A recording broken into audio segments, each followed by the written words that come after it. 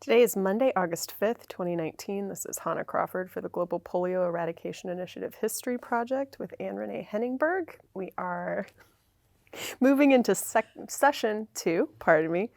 We're in CDC studios in Atlanta, Georgia, at the U.S. Center for Disease Control and Prevention, Centers for Disease Control and Prevention. And Todd Jordan is our videographer. So we're going to pick up, I think, with Uganda. But first, is there anything that stuck in your memory from last time we spoke? There were a lot of things I hadn't thought about in a long time. So it was kind of interesting. And I was thinking, this is going to be great preparation for my retirement speech. So thank you for that. Shake it loose. It's good. No, I think I was talking about going to the Afro-TFI, the first task force for immunization in Lome. And when I was originally thinking about doing the interview, I said, okay, I should sort of summarize, this is how it impacted me, this is how it impacted polio. So that first TFI got people rolling in terms of, okay, we're going to make polio eradication happen now and not wait until routine immunization is perfect, which would have meant we wouldn't be doing polio eradication in Africa yet. And for me, it was my first time in Africa, and that was a really significant thing personally. Even though we weren't conscious of each other, it was the first time that Jules and I were in the same place. And that turned out to be significant personally. And it was the beginning of establishing relationships with people in the Afro region. And I ended up working quite a bit there afterwards. And that was sort of the first time when I met everybody. So it was significant for me that way. So, who were some of the people that you met and continued to work with? Well, first of all, there was Okwobeli, Jean-Marie Okwobeli. We all call him Okwo, so I forget the Jean-Marie part. And he was the lead for immunization for the region. He was the regional advisor for immunization. And worked with him over time until his recent retirement in various and sundry places as he went through his career, and I went through mine. All the EPI managers were there, and all the subject matter. It was like, because it was the first time, everyone who had anything to do with Africa decided they needed to show up. And I learned, things about how the meetings are run and sort of the public meeting and the side meetings and the importance of the side meetings and how they're in some ways more important than the public meeting, and all the types of conversations that go on that make the public meeting happen. And I met lots of Rotarians. Somehow I had gotten through my life in the US without meeting Rotarians. I discovered the difference in terms of how I discovered that there was a thing that was Anglophone and Francophone Africa. I didn't know that was a thing. Like lots of people, I didn't know a lot about Africa and sort of thought of it as one big Africa. And starting to open my eyes to those kinds of things, going to Lome was good. Of course, I had to look up Lome on the map to figure out where I was going. Togo sounded like a cool name, but I didn't know anything about it. So all of those things, I think, for me were really important. And I think for polio, it was really the first time that all the partners gathered together. And it was nice to see Bob in action. As Melinda Mailhot put it, she said, she was working in the WHO environment completely. And she said she was very conscious that she always had to wear her WHO hat. But when Bob started talking and he sort of led the way in making pledges for polio, And he put on the table, CDC is going to give this much for polio eradication so that we can move forward in 1996. Melinda was like secretly inside, I was smiling and saying, I'm with CDC. And so that was great. So I think it was a step in a direction for me and for the program. That was important. Could you talk a little bit more about Anglophone and Francophone Africa and just Africa? Well, my French was not strong enough to talk to Francophones who didn't speak English. And so I spent a lot of time talking to the guys from Gambia, who were the ones that were there, because it was the West Africa EPI managers and then the bigger TFI. And so I talked to the Gambia guys and then the Rotarians. And so it was really from them. I mean, I remember one guy who told me, it's really important when you go to the US, you have to always make sure your English accent is very heavily French inflected and say things in French, because they'll treat you completely differently than if they think that you're an African American. And so he said, when I need to rent a place or something, I just start speaking in French to them. And so, but it's very different. The French colonized in a completely different way than the English did. And so there are differences in the way things are done as a result. The French tended to be a little worried, and they would stay close to the coast. And then they would have proxies who did things on their behalf in the interior. And that was very different from the British, who were all over the place and in the furthest reaches setting up some little British kind of tea afternoon thing. And so it's very different in terms of the way that people do things, the way that people interact, the deliberateness or not so much of how things get done. And so, and just that there were definitely people very clearly identified as, I'm from Francophone Africa, or I'm from Anglophone Africa. And even in the voting for the RD, this block of, I think it's 14 Francophone countries, can sway one way or another. And that supposedly is one of the reasons why the regional office is in Brazzaville, because by placing it there in a Francophone country, that sort of helped to cement the block, which could carry the regional director election one way or the other. So that's at least the rumor. What did it mean for you, though, in your work, and as you were learning that, Francophone Africa did things differently? Well, at that point, not much, because I didn't have enough French to ever work in Francophone Africa. So I just sort of knew from afar and in the meetings when I would talk to people how it was. I only got my big exposure to Francophone Africa later, and it had nothing to do with polio specifically.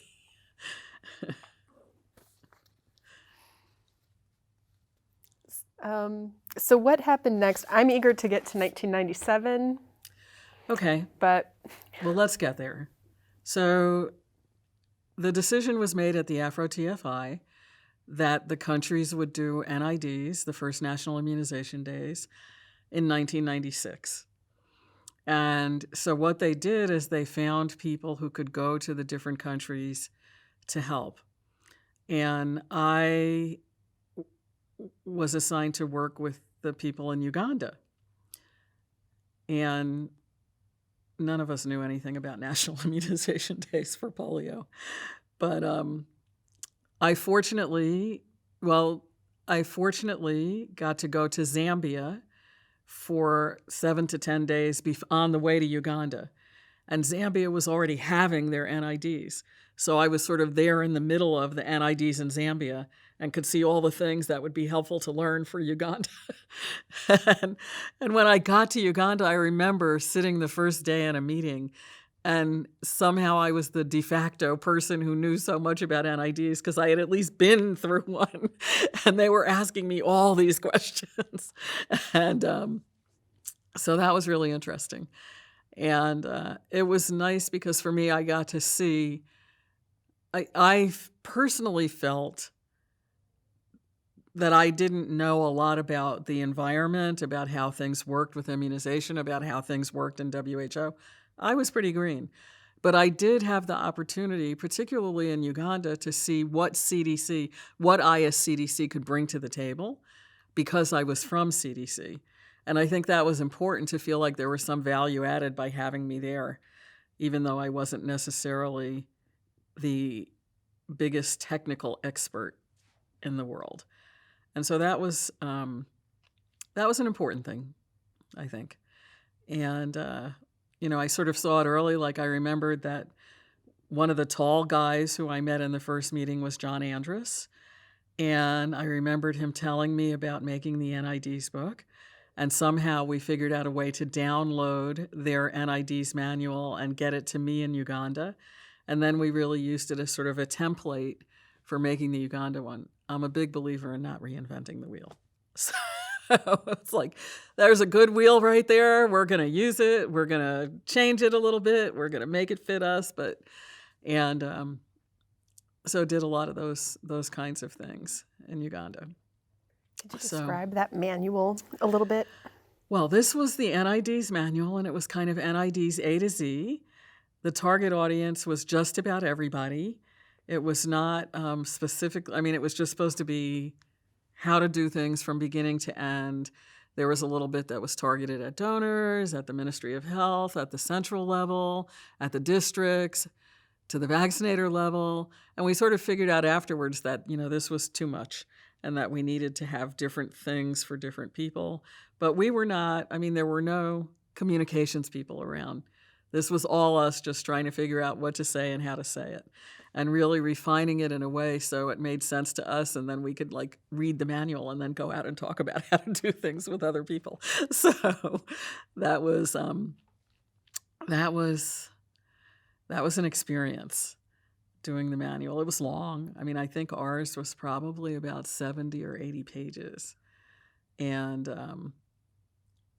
I'm fairly sure that aside from me, there probably weren't many people who read it cover to cover.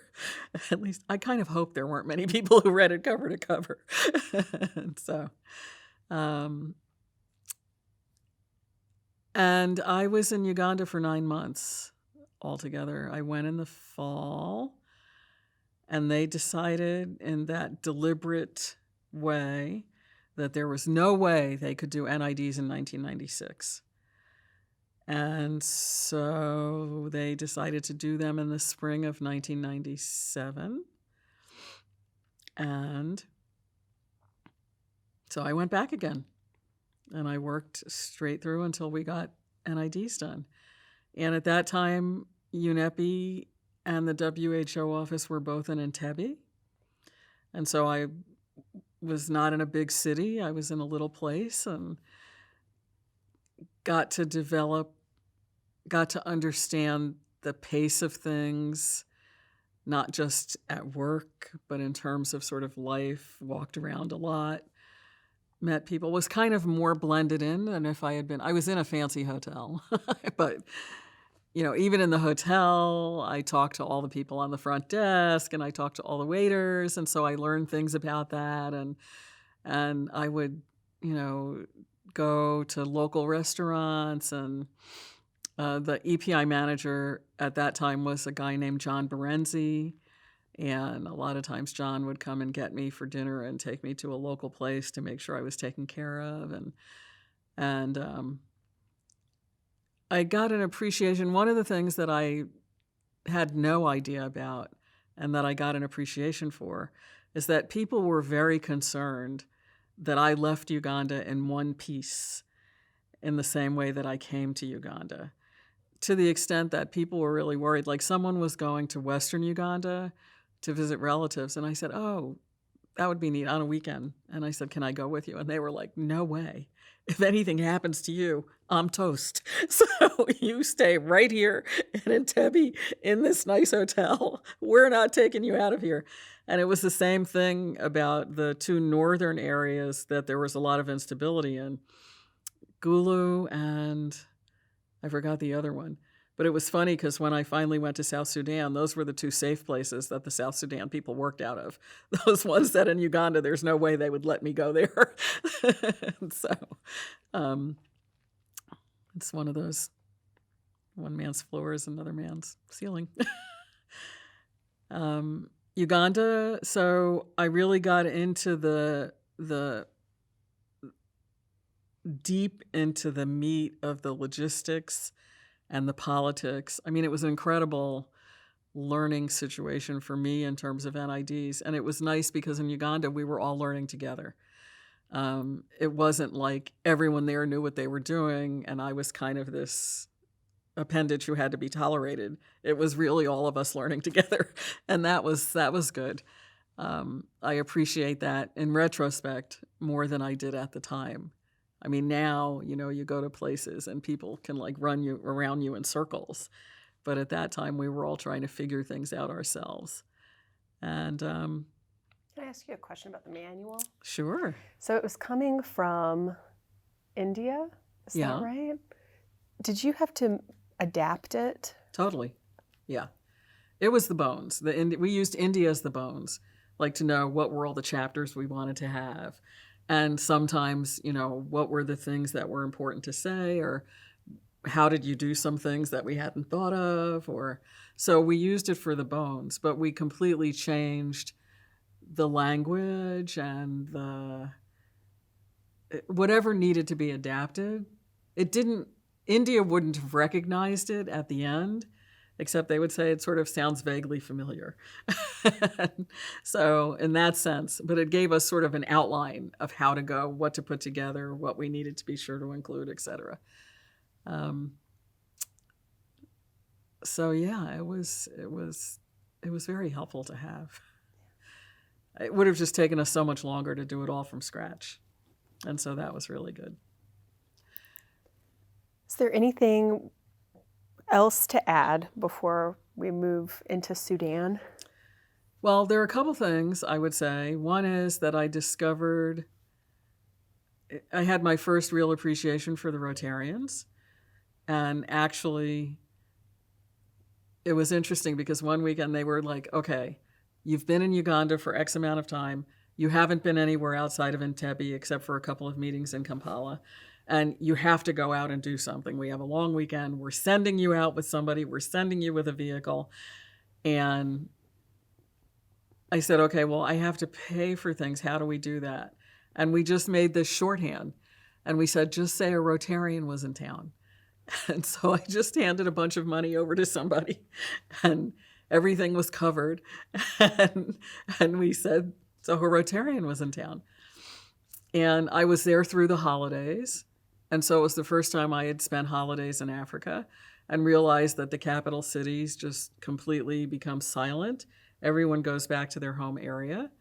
And fortunately, I was adopted by a woman who was an ex-CIS officer who lived there working on STD projects.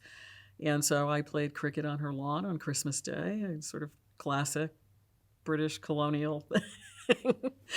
And discovered, sort of interesting side things. There was a street market on Tuesdays there, and she had some friends who were from the British embassy who were also working in Entebbe doing something, and they would all get together and have bicycle chicken. So they had these chickens that were brought from the village on the back of a bicycle, and then they had grills by the side of the road, and they would grill them up, and they had their favorite, guy who they would go have bicycle chicken with. So they would go shop in the market, and then they would come and they would look over what they bought, and then they would have this bicycle chicken, and this was the Tuesday ritual. So I joined, and I realized that if you looked, everything like clothes would be in a big pile. And of course, it was Africa, so there were really colorful clothes, and they were all different. And these are the things, like this. These are the things people liked. and then we would sit down, and they would be pulling out, like, okay, I got this for 50 cents, and I got this for a quarter. And it would be these, Liz Claiborne, little black vest kind of outfit things. And they're like, this is great. I'm stocking my whole wardrobe. I was like, I didn't see anything like that. And it turns out that it was all the stuff they would go out and dig to the bottom of the piles for all the stuff that no Africans wanted because it was so bland and dull. And that was exactly what all the European and American people wanted. And so it was really cheap because no one wanted it. It was like, oh, you're going to take this off my hands. Great. And so, but that was sort of my first introduction to the used clothes and what happens to them when they disappear out of our sight. And so there were a lot of things like that I learned just by kind of being around and being able to see the rhythm of things. And we didn't really set up how long I was going to be there from the beginning. It was just kind of, just go work and see how to make things work and get things done. And so the 9 months was coincidental. It wasn't, sort of human pregnancy kind of time. It was a coincidence. But it established my pattern for the next few years. I was not one of the people who would go for 2 weeks and come out. I just didn't feel comfortable working that way. I thought it was important to know where the bathroom was, to know how to greet people in the local language.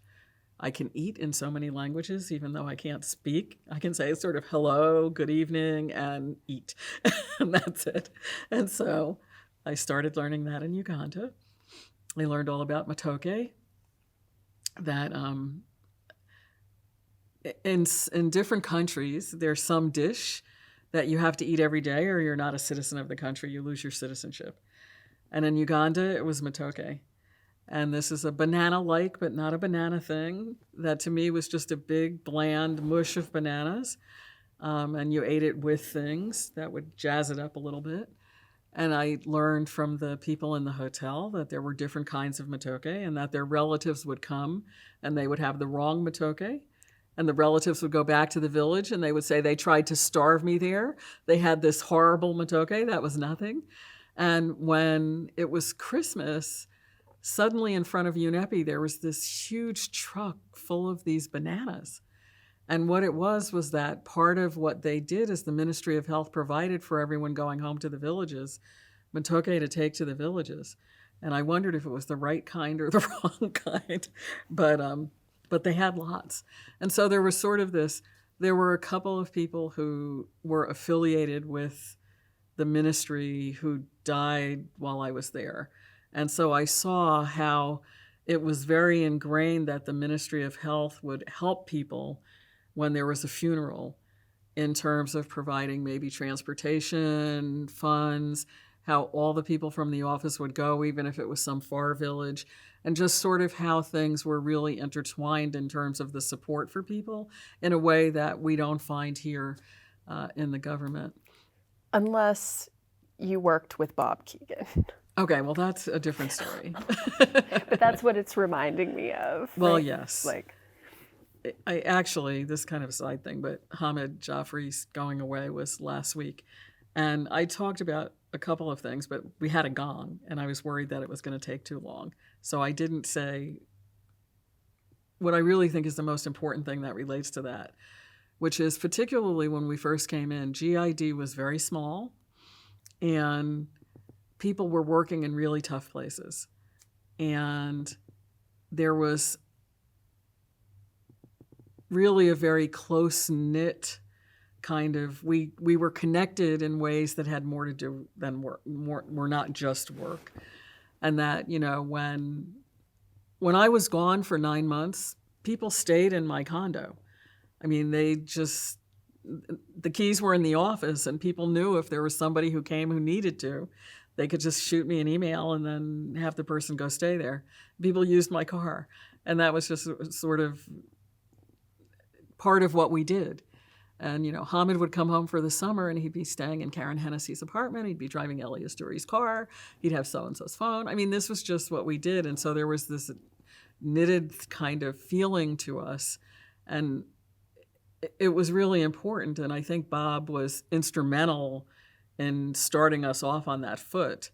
But that sort of became also one of my functions in the division, which I've kind of kept to this day, to have that sort of underlying cohesiveness to help with the cohesiveness of the division. And so I saw how it was built into the system in Uganda with the Ministry of Health and with the things that happened in a crisis. They had a fund, both at the hotel and at UNEPI, that was an emergency fund because people didn't make enough money to really be able to deal with emergencies when they came up. So if there was an emergency, there was a fund that could be used to help them out. And I contributed to both funds before I left. It's the Rotarian contribution. And, so I think that there are a lot of those kinds of things that I would have never picked up on if I had just come in for a meeting or come in for a couple of weeks and left, that I really appreciated having the opportunity to be able to do. So, and then I went home to see what was happening in the U.S., check in, send a few more people overseas, and then onward and upward. So apparently, Bob,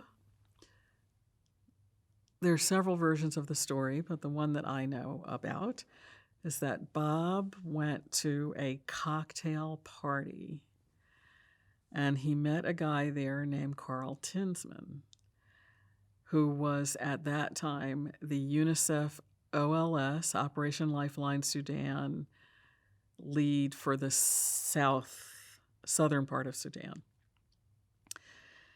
And no doubt after a few beers, Carl and Bob decided that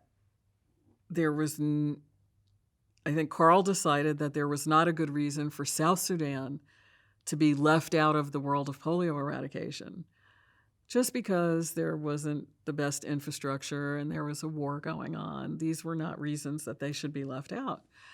And Bob decided, if we're going to eradicate polio in the whole world, we can't leave out South Sudan.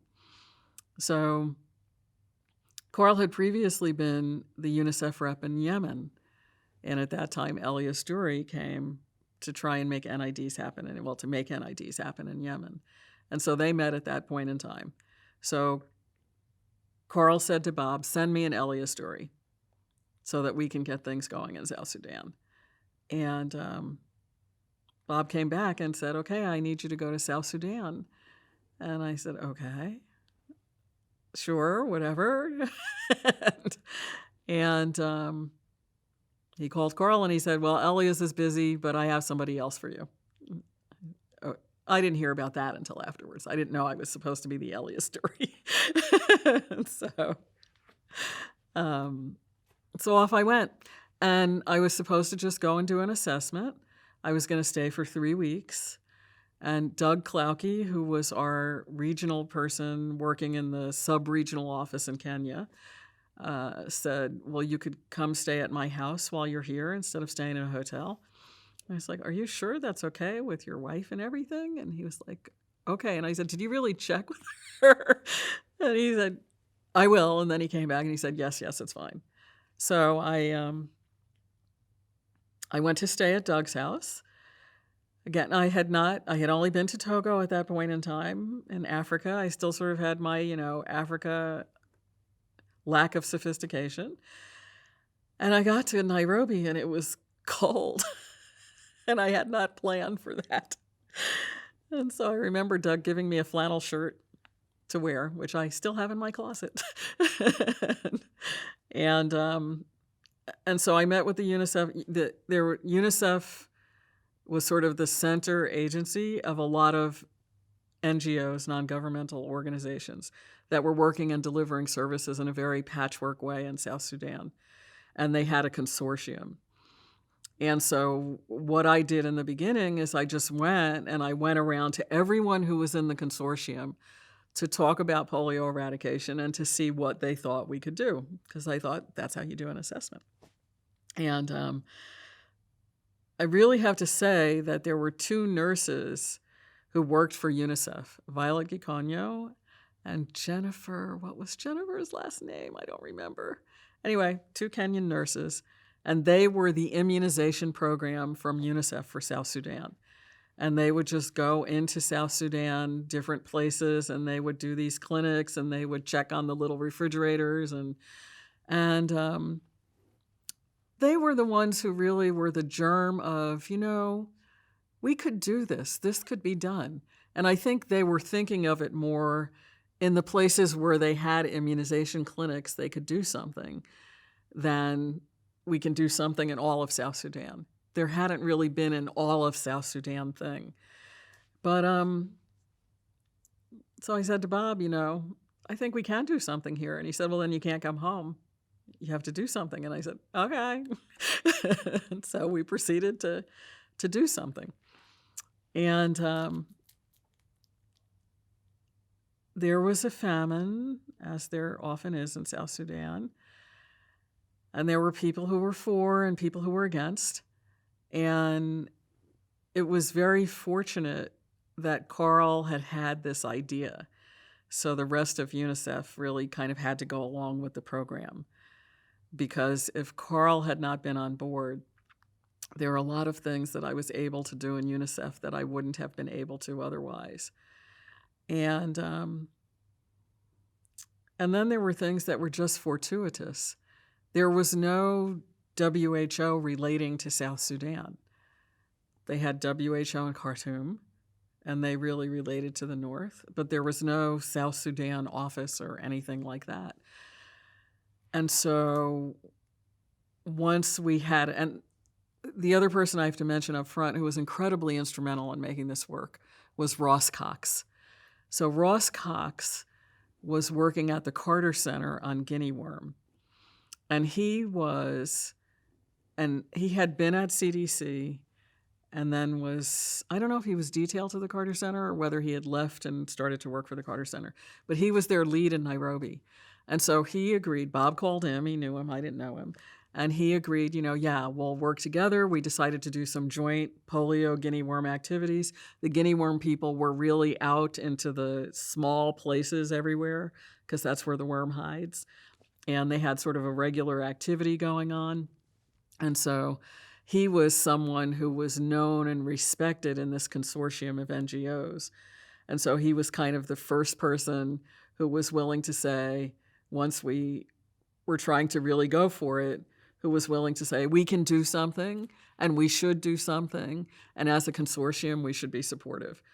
And that was incredibly, incredibly helpful to have a voice and also to be adopted by his family, in addition to Doug's. And so once we decided to do something, then I needed to get some money. And so it was like, hi, Bob, I need some money. And he said, okay, we'll go for it. So I made a little proposal, and I shopped it around to a few of the embassies, and Carl shopped it around a bit. But WHO needed to put money in. And WHO and UNICEF are both part of the UN, but that doesn't necessarily make them able to work well together, administratively and functionally. It's kind of like the relationship between CDC and USAID. We're both part of the US government, but we have a very different view of life, and we do things in a very different way. Well, UNICEF and WHO are like that too. And so I'm sitting there in the UNICEF office, plugging away and trying to figure out, okay, so I get this money, how can I get money from WHO? And so at that time, Dr. Wadon was the regional advisor for EMRO, and South Sudan was considered part of EMRO. And I said, how can we do this? And he said, well, we can't give money to UNICEF. It just doesn't work that way. And I said, okay, you can give money to WHO? And he said, yeah. So I said, okay. And so WHO Somalia was based in Nairobi, and they had like a whole office and had been pretty well established there. And so I went to the WHO Somalia office and I asked to see the WR. And much to my surprise and amazement, and as it turns out, it was another very fortunate thing, there was an American guy who was the WR for WHO Somalia. And I said, hi, I'm from CDC. I'm working in UNICEF. We're trying to do these NIDs in Sudan. I know you're wondering what any of this has to do with you, WHO Somalia, but hear me out." I said, "The regional office wants to put some money in for the NIDs in South Sudan, but they can't give the money to UNICEF. So can they give the money to you, and then I can come and bring you my bills and you can pay for them?" And the guy thought about it, and I said, "You can check with Dr. Wadon to make sure it's all legitimate." And he contacted Dr. Wadon, and he came back and said, "Okay." And he told, this receptionist in the front, when she comes, take her things, take her to the financial people, get it straight. And so that was how I got the WHO money involved in the NIDs in South Sudan. And it was just, there were so many incredibly fortuitous things like that happened in a way that the karma was on our side to make it work.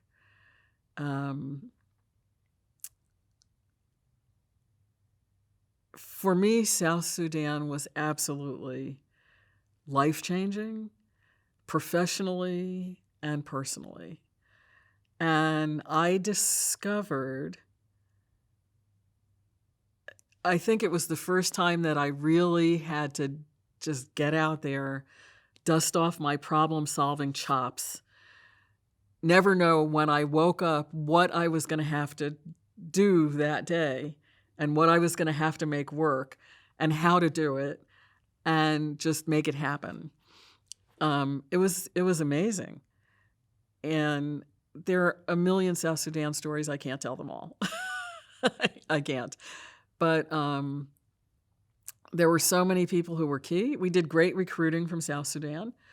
So after I had been in the UNICEF office probably for about maybe a month and a half, we had kind of set that we were going to wait until after New Year's to do the NIDs. We were going to do it in the early part of 1997.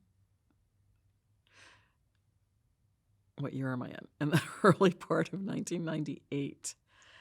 And so that's what we were aiming for. And I knew we needed help. And so Dr. Wadon sent 3 consultants to come, and they went into Sudan and they moved around and they decided there's no way you can do anything in this broken place. And they came back and made that as their report. And I said, this is not very helpful.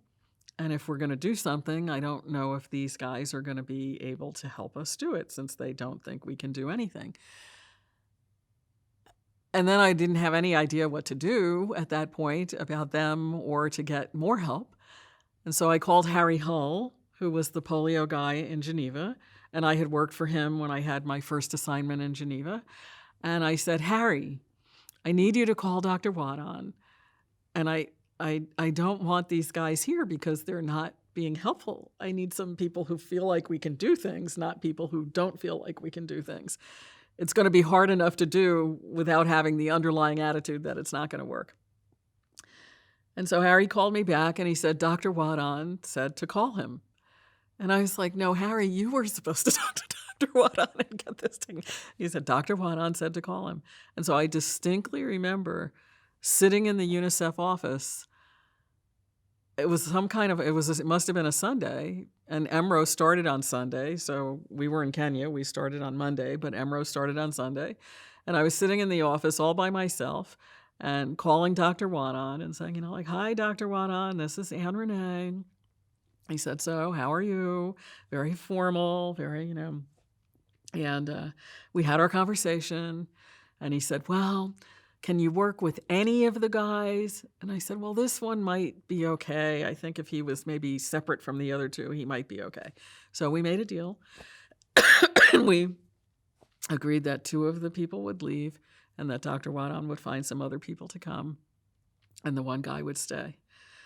And so then I really was back in the situation of needing more help. And so I knew we needed lots of people to work in Sudan. And one of the things that's really important in UNICEF, in the UN in general, is that you should have host country nationals working in the country. And In South Sudan, because the UNICEF office was based in Kenya, a lot of the people who were working were Kenyans, and they would go and work in Sudan. And so I said, if we're going to really do this thing in Sudan and people have to go in and they have to stay for some months to get everything planned, we need Sudanese. And there were two primary warring factions, and I'd been introduced to each one. And so I went to the RAS people, and I said, so I need some people to come and work in South Sudan. Can you find me people, and we'll have UNICEF interview them, and if we think they're qualified, then we'll hire them to work on the NIDs. Sure. And then I went to the SPLA offices, and I said the same thing, and they also sent people. And the first person who came, Victoria. So Victoria was probably in her 50s, maybe early 60s. She had been trained as a nurse in Sudan. She had been living in Sudan. Her area was attacked. She and her kids and her husband, until he was killed, had walked to Ethiopia and then from there to Kenya, and they were living in Kakuma, and then she had managed to get her kids into college, and they were one of these, usual incredible stories.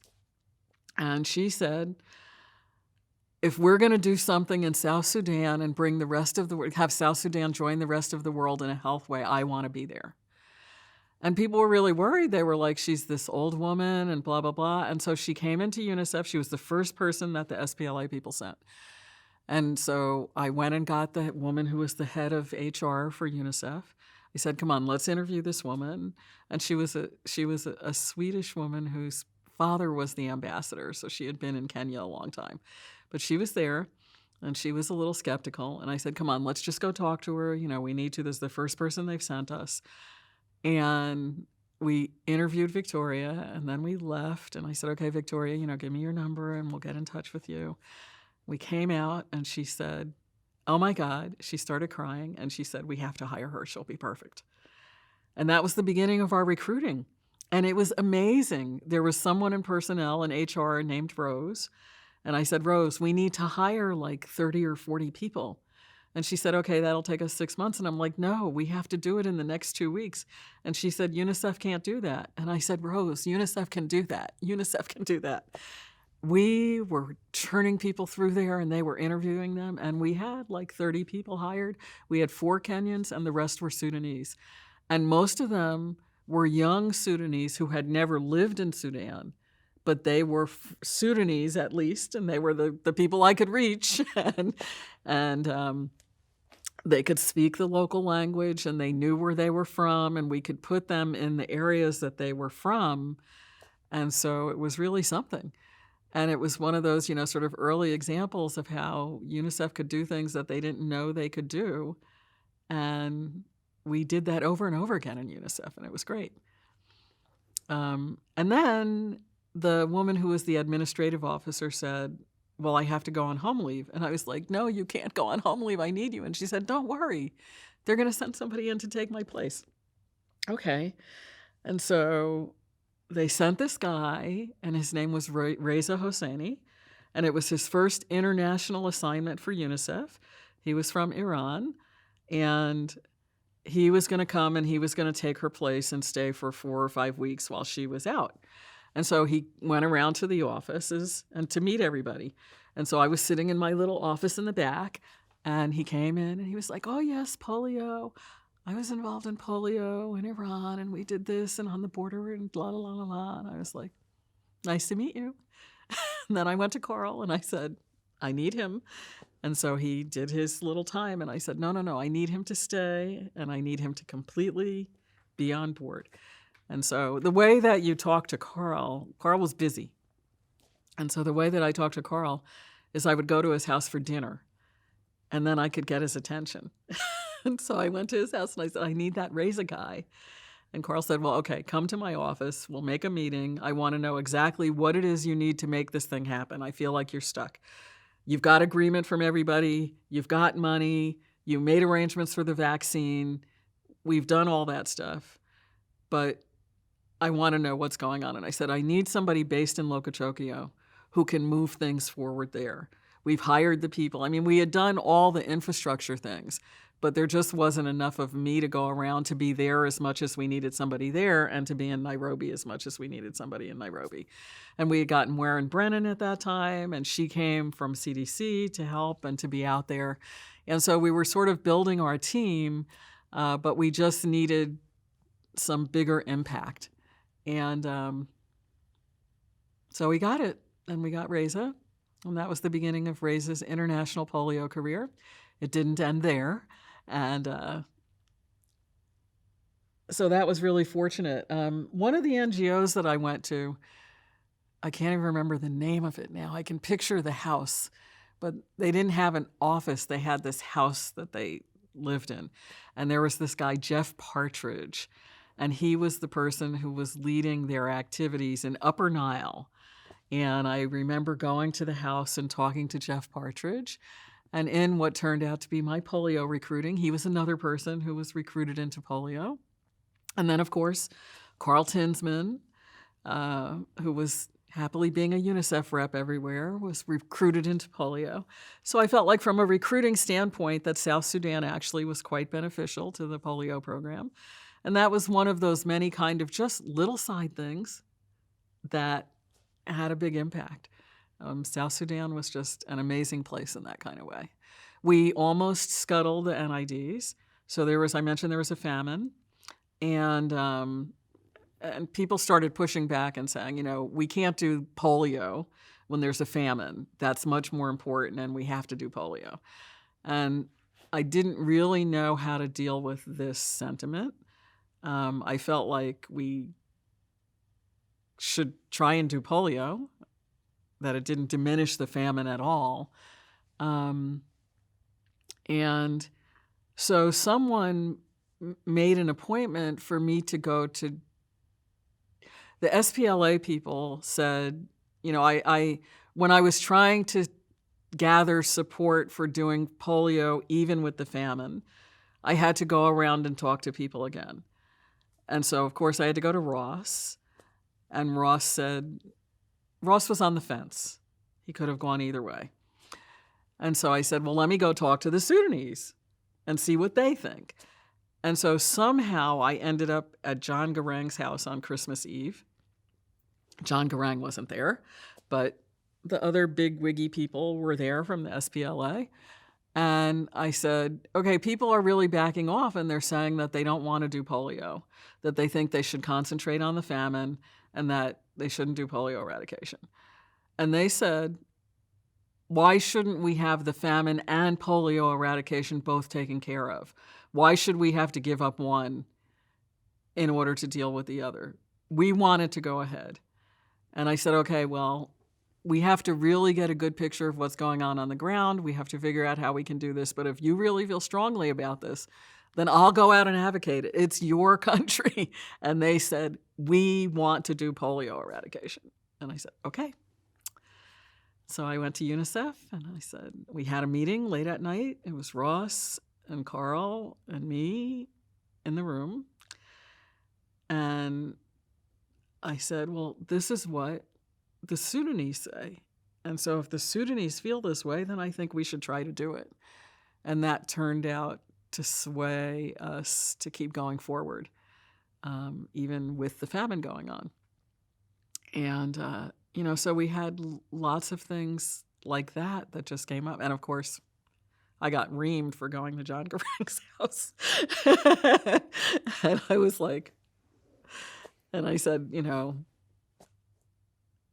I didn't set up the meeting place. That was where they said we could meet.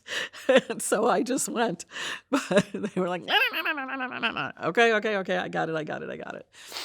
Can you talk a little bit more about John Garang's house and also the SPLA's offices? Well, John Garang's house. So I was Doug Klauke stayed in a part of town that was pretty far away from the Gagiri complex. It was a long haul every morning. And the driver would drop off the kids at school, at the international school, and then drop me off at UNICEF. And then I would just kind of get home from UNICEF whatever way I could figure out to do that. Somehow. And so sometimes taxis, sometimes rides with people. It just depended on what was going on. And John Garang's house was in the same neighborhood where Doug Klauke's house was. And so that's kind of how I ended up not having anybody from UNICEF with me, which was good because they wouldn't have been able to go into that situation. And because I was this quasi, like everybody knew I wasn't really UNICEF, I was just kind of UNICEF, I was looked at differently. And I was there from CDC. At that time, there were not a lot of Black U.S. government people wandering around. And I think that was helpful for me in some ways, that people were somehow a little more comfortable. I mean, there was no mistaking me for being an African. That was never an issue. But I still think that there was a different level of comfort, or of at least maybe a little less wariness would be the way to put it. And being willing to hear from me and have me listen in a way that maybe wouldn't have been the case for everyone else. And so, John Garang had a very nice house. And, as far as his kids were out of the country somewhere going to school, one of the things I learned in South Sudan is that there are not only losers in war, there are winners in war. And there are people, I'm not saying John Garang, but it was clear that there were people who were benefiting from the war, and that there were people who had an interest in having it continue rather than having it end. And that was one of many lessons for me that I hadn't necessarily been conscious of before. And as it turned out, I think the John Garang visit did one other thing for me within UNICEF. The person who really laid into me was Carl's deputy. And eventually he said to me one night, I need you to go to a meeting at this place. And he lived very near Doug's house. And so I said, oh, are you going to come pick me up? And he's like, no, I'm not going with you. And I said, oh. And he said, yeah, just go meet with these people. This is the guy. This is his name. There's another place that we want to see if we can do the polio activities while we're at it. And it turned out that these were people who were affiliated with the Nuba Valley, which was completely off limits for everyone to do work in Sudan. And so this same guy who had sort of reamed me for going to John Garang's house then sent me to the Nuba Mountain people. And he said, well, somehow you pulled that one off, and so let's see what you can do with this one. And so I would say that all around, people just sort of got used to seeing me there, and I fit in a way that made them feel comfortable to use me in ways that they couldn't do themselves, but that it was a way to get things done that maybe we couldn't do otherwise. So there were lots of those kinds of flashpoints in terms of the political will to go forward. And then, of course, there were logistics ones. There were money. There were all other kinds. But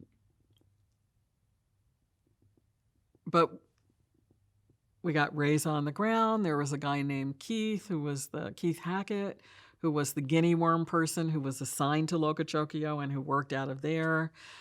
And we had UNICEF people on the ground. We're all living in the Lokochokio camp, and we set up our NID's office, and we had the place for the RAS people and the place for the SPLA people because they couldn't be together. And we did our training out under the trees, and we had our tukels that we lived in, and that we, it was something.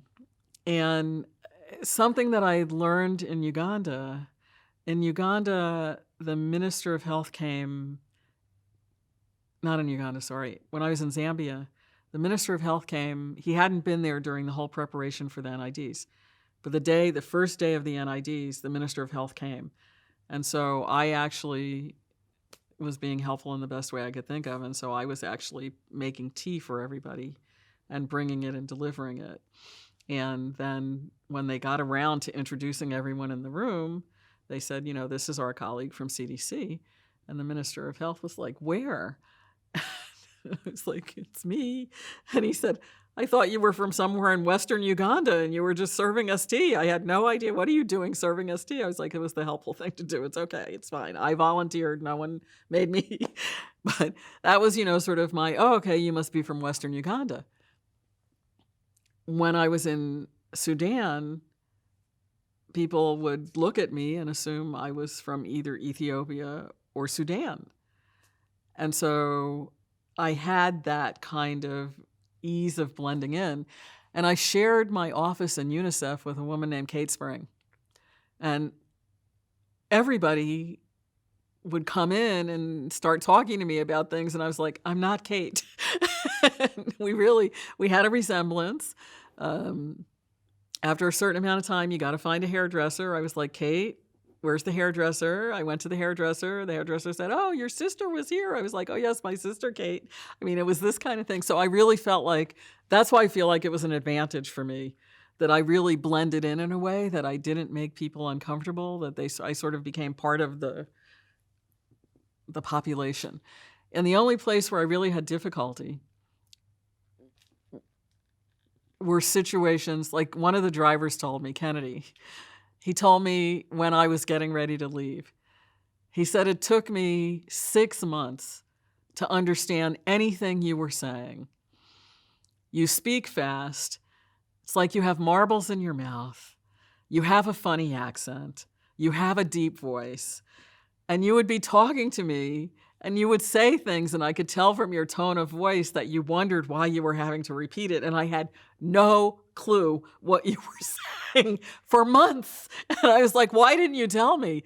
And he said, because I didn't know you. And when you have someone who's, one of the big people in the car, you can't tell them this kind of thing. And I was like, well, okay, life could have been a lot easier if somebody had told me that from the beginning. And so it was, South Sudan. But you mentioned something about what UNICEF didn't know. And so I was wondering if you could talk about kind of the cultures of CDC and UNICEF. Well, let me talk about the three agencies. And so I think something that happened, less so for CDC because we were kind of removed.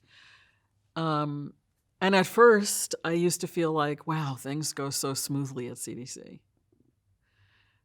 Over time, CDC has evolved to be much more complicated, and things go much less smoothly at CDC than they did at that time. But we were small, we were new. We had Bob. When Bob hired me, he said, okay, we have to get things done. That's the primary thing. Your job is to try and make sure that we do things and we don't break the rules, but you don't stop us from doing anything. So you need to know the rules. You need to tell us when we're getting too close, and you need to figure out a way within the rules for us to get things done. I was like, okay. So that was kind of my job at CDC, but in some ways, we had a lot more flexibility. There was no Center for Global Health. We were kind of this renegade little activity sitting in NIP, functioning completely differently because we were the overseas people and the rest of it was a domestic program. And so we could do lots of things. So I felt like CDC was sort of lean, mean, and fast. WHO was an incredible bureaucracy. And on the ground, UNICEF was really much more of an implementing agency.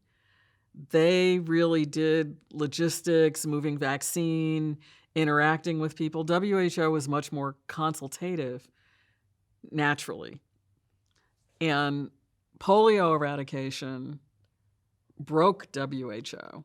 I mean, it had to break and be put back together to do things that WHO were not even a dream. Maybe they did them during smallpox eradication, but that was long ago. And at this point, the amount of money that was coming in, pushing it out, the number of people who were working, the need to do things quickly, all of these things were not in the nature of WHO. And so in that sense, I felt like polio really broke and remade WHO to be able to do things and to be implementing in a way that it hadn't been before. UNICEF was very much an implementing agency, very much used to working on its own, not really in collaboration with WHO. You know, like WHO would sort of think, okay, we're the brains in this operation, and UNICEF is the brawn. And UNICEF is like, we're the people who do things, and WHO talks. And, you know, there were sort of this sibling kind of differences, but that were really true in terms of what they did. I mean, so WHO, people would do things like they would write guidelines, and they would hold trainings, and they would have meetings, and, you know, they would go, as Jules put it, he said, the WHO people were the people whose shoes never got dirty. You know, they came in their grand boo-boo and their beautiful shoes, and they sat at the table, and they said what everybody else should do, and they didn't get their shoes dirty. And the UNICEF people were the ones who were on the ground. They had offices all over the country. WHO had their nice office in the capital city. UNICEF had places all over the place. And it was just very different organizations. And I think I was really fortunate because my first long assignment was in WHO in Geneva. My second long assignment was really in the Ministry of Health in UNEPI. That's where I went every day. That's where I sat. I didn't go to the WHO offices except to visit. I went to the UNICEF office 2 or 3 times. And so I was really embedded in UNEPI in that situation, in the Ministry of Health. And then I went to South Sudan, and there I was embedded in UNICEF. So sort of very early in my polio career, I was embedded in the different agencies in a way that I could learn how they worked and where the interfaces were and where the tension points were. And so I was very fortunate in that sense. But they were really different animals from each other, very different. Very, very different. I think you mentioned something about you needed to get funding from WHO, and then UNICEF didn't know that it could No, WHO couldn't give money to UNICEF. Because they're both UN agencies. No, I don't know why. Okay. I just know they couldn't. Okay. I just thought, okay, Dr. Wadon, transfer it to UNICEF OLS. And he was like, no, that doesn't work. We don't have a mechanism for doing that. And so that's why I had to go to WHO Somalia, because WHO could send money to WHO, but they could not send money to UNICEF. And vice versa. I mean, UNICEF couldn't give money to WHO either. So those were, sort of who knew? I mean, I was just like, okay, great. The regional office is going to put in this much money, like, who needs to sign to receive the check? And everyone was like, not us. So, in terms of problem solving, up to this point in our conversation today, is there anything you would want to point out, lessons learned about problem solving? Oh my gosh. That if you keep trying to figure out a way, you can't be discouraged because you don't solve the problem the first time in the first way. And that you have to keep thinking of different angles to use to try and solve the problem. And for me, one of the things that was really helpful, and that I really learned in Geneva, but it was reinforced, for me, it's really important to understand how the system operates and not just to hand something off to somebody and then hope for the best. Because it's by understanding how the system operates that you can figure out how you might be able to do something a little differently in order to get something done. So one of the things that I do when I go into an office, whether it's a WHO office, a UNICEF office, I really do make rounds. And I really do try to figure out what everybody does and who works with whom. And it wasn't a deliberate thing that I did in the UNICEF office, but I talked to everybody. And, there weren't enough vehicles. And so a lot of times you would book for a vehicle, but then you'd have to go wait. I wouldn't run back to my office. I would just hang out with the drivers and wait. And so I would talk to them. I mean, and this is just what I did. It wasn't anything, but then if I needed something, or I'd go hang out in the radio room and I would listen to them talking to everyone all over the place. And so I got to know the people in a way that I wasn't coming to them as a stranger and asking for something when I needed something. Or I could get them to, sort of tell me, like, I don't really understand why I'm having such a difficulty with this. What's the story? And then I could find out what the story was.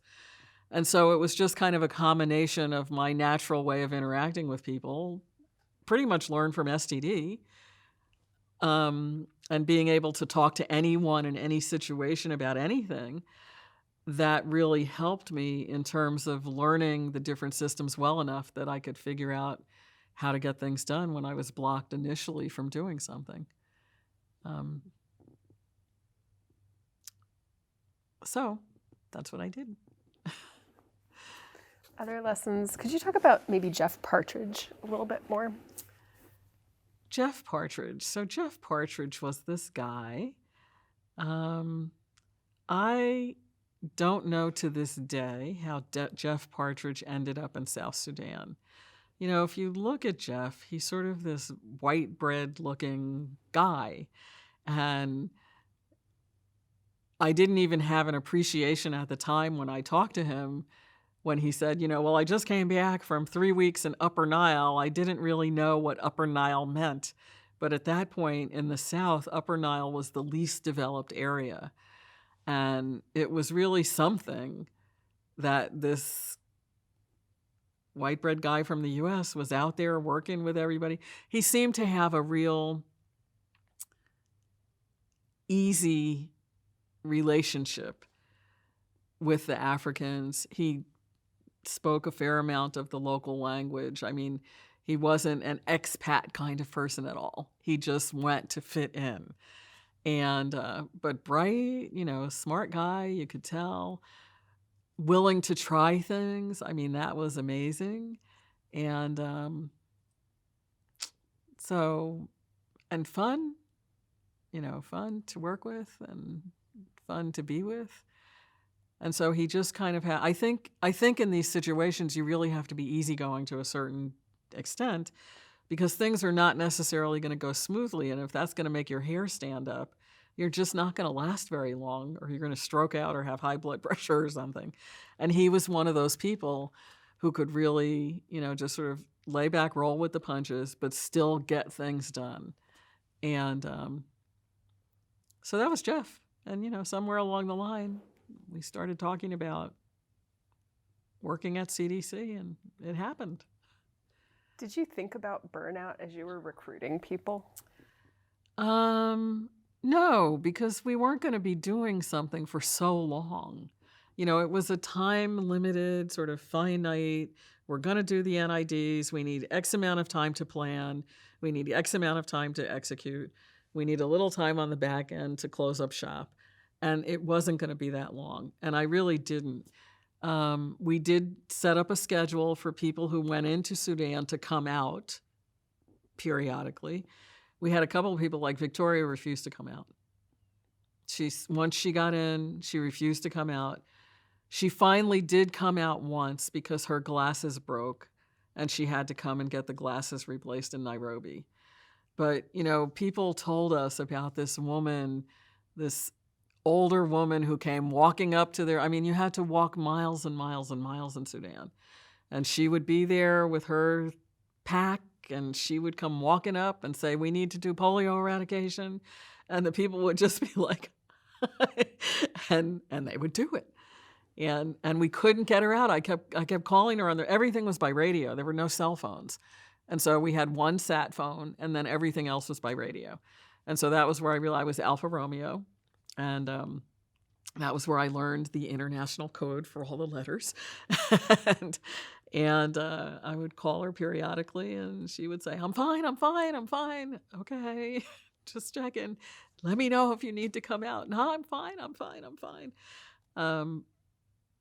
But it was very clear that people, especially after the first round, basically they went in, they stayed for that period of time, of planning time, and then we did the first round. And then after the first round, before the second round, we had a lot of people who asked to come out. And then I realized that they really needed to, I mean, they had never been in these conditions before. These were people who had grown up in Kenya.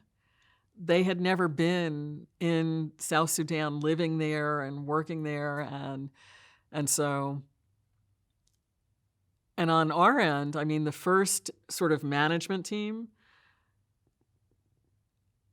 after the 3 guys were moved out, then Reza became the lead on the ground in Lokochokio.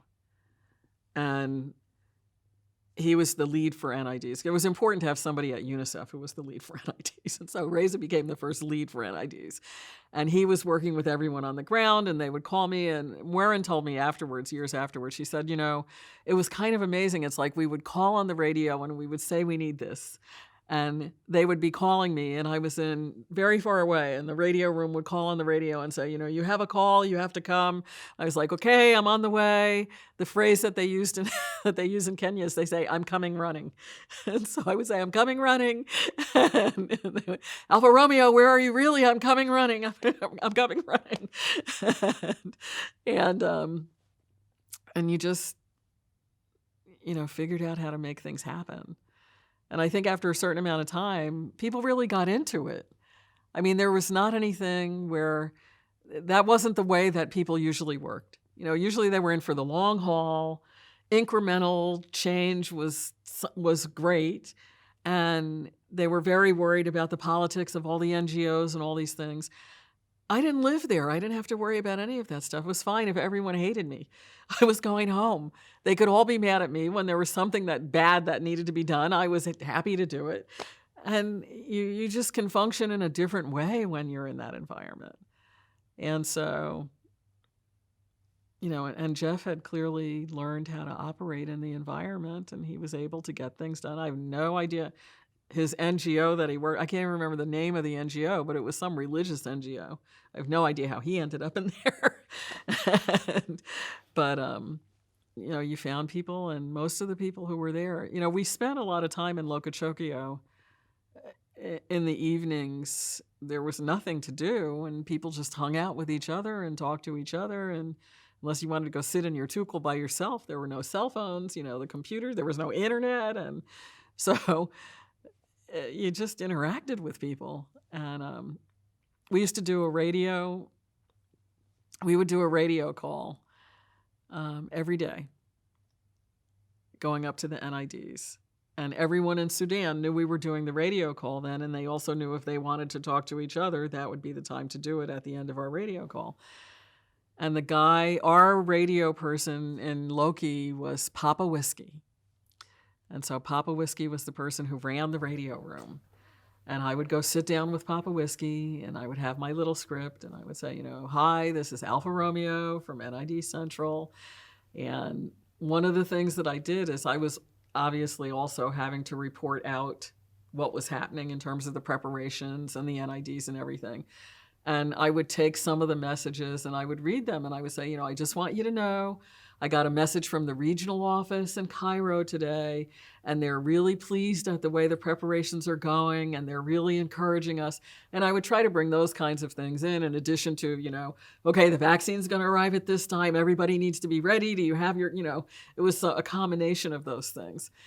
But it was it was just so many things that I had never done before. I had never used a radio. I had never learned the international call signs. I had never done any of these things. And so for me, it was incredible that way. And I think that part of what helped me, it was a lot of stress. It was a lot of long, long hours. And part of what helped me to survive is that I was going back to a home every night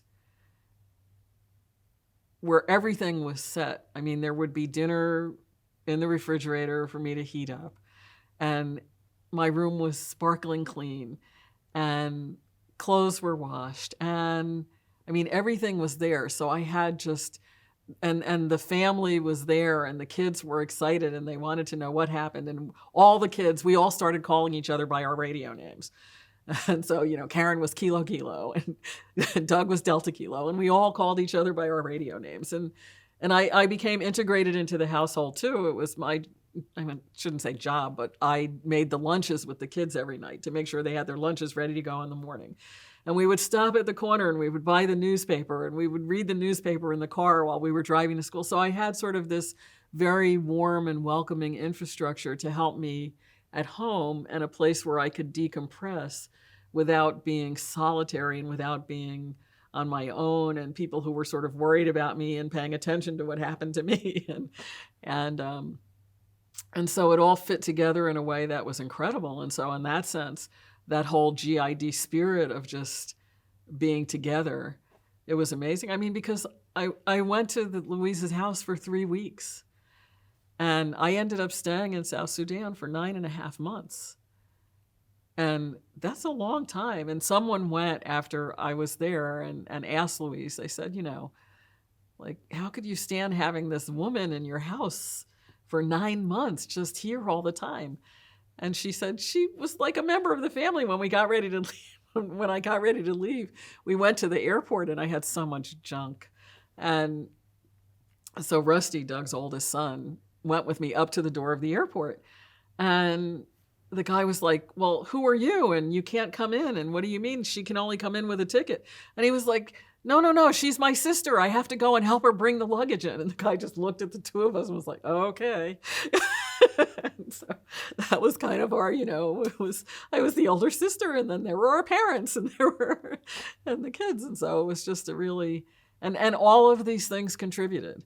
I mean, so one of the things that was really amazing for me is that we were on too short of a timeline to get everything done. And so, for instance, UNICEF couldn't get the vaccine to us in time to do the NIDs. So what I did is I got the order placed with Copenhagen. I got them to confirm that they had received the money and they were getting the order. And then Doug took me to Kepi, to the immunization program in Kenya. And I said, look, I really need this much vaccine from you. And it will be replaced as soon as the vaccine comes in, because they had plenty and they weren't doing NIDs then. And they agreed. And there's actually a photo in Lokochokio at the airstrip. And I probably shouldn't say this because it's probably totally illegal, but I mean, there's these boxes that are addressed to Kenya with vaccine in them, which was the vaccine that we used in the first round of NIDs, because there's no way we could get the other vaccine in time. So there was that level of cooperation. And in Gulu and the other place, I went to Uganda. The TFI that year was in Kampala. And Bob said, come out. You need to come out. So come to Kampala for a couple of days. And I met the people from Uganda who I had worked with. And I was like, guys, I need your help. We don't have enough cold chain equipment. We don't have enough, vaccine. Well, be okay on vaccine carriers, but we don't have enough cold boxes and ice packs and things, and how to do them. And so they brought stuff up to northern Uganda, and we used it in the NIDs. I mean, it was amazing how the past things contributed to being able to do them. And I think everyone was so initially skeptical that we could do anything, and then kind of tickled, wasn't really the right word, but, just sort of was like, well, wow, if they're going to actually do this, we'll help. And so people from all over were throwing in to help and make it really happen. It was amazing. I mean, it was a village that made those NIDs happen. It was a village. One thing I've been wondering about actually was, Carl Tensman told me in his interview that polio is one among many priorities in UNICEF. So I wondered how you met that, or if you noticed that at all in your work. Well, of course, and not high on most people's radar screen. It was not like in the top 10. And that was where Carl's role was really important in keeping us, that was one of the advantages, is that this is just for a short period of time. They're not going to be here taking over the place forever. But we really had to have everyone at UNICEF. At certain times, we needed everyone at UNICEF on board. We needed everyone's help. Sometimes I could function by myself, sometimes with a little group of people, but sometimes we had to have everyone really helping out. And people were very gracious about it, but I'm sure it's only because we came with money. We had someone there. If I hadn't been there, it's not the kind of thing that would have worked if I had just come periodically and said, oh, how's that NIDs project going? It would never have happened that way. Having somebody on the ground who was completely dedicated to that and who could keep things going was critical. And, I look at the way that some people practice public health overseas and taking something that's not necessarily the priority of the people who are there and trying to make it happen remotely. It's very difficult. It's just really hard to do that. And, it's fortunate that I was flexible enough in my life that I could just go stay there indefinitely until we got the thing done. And so that was really very helpful. But yeah, there were lots of priorities, and the famine thing, what we ended up doing relative to the famine is I had to hire planes to take the vaccine and the cold boxes and the ice packs and everything into Sudan because there was nothing there to do any of that stuff. And whatever weight we had left over on the plane, we took famine supplies. And it was very helpful because they didn't necessarily have the money to be able to hire planes to bring all these things in. And they weren't, the penetration was completely different for the NIDs than it was for anything else. I mean, I used to go talk to the security guys and they'd be like, okay, where are you trying to go now? And there were some places that nobody from OLS had been in a long time. And they would go in and they would check the places out. I mean, probably the biggest, some things are so ridiculous. So there was a place that we needed to go in, and we went in and did the first round of NIDs. But then they were worried that it was insecure. And so when it was time to do the second round, what the security guy said is he said, okay, I'll go and do a flyover and see how it looks and look around and see what kind of shape the runway is in, et cetera. And then I'll decide if it looks like it's okay.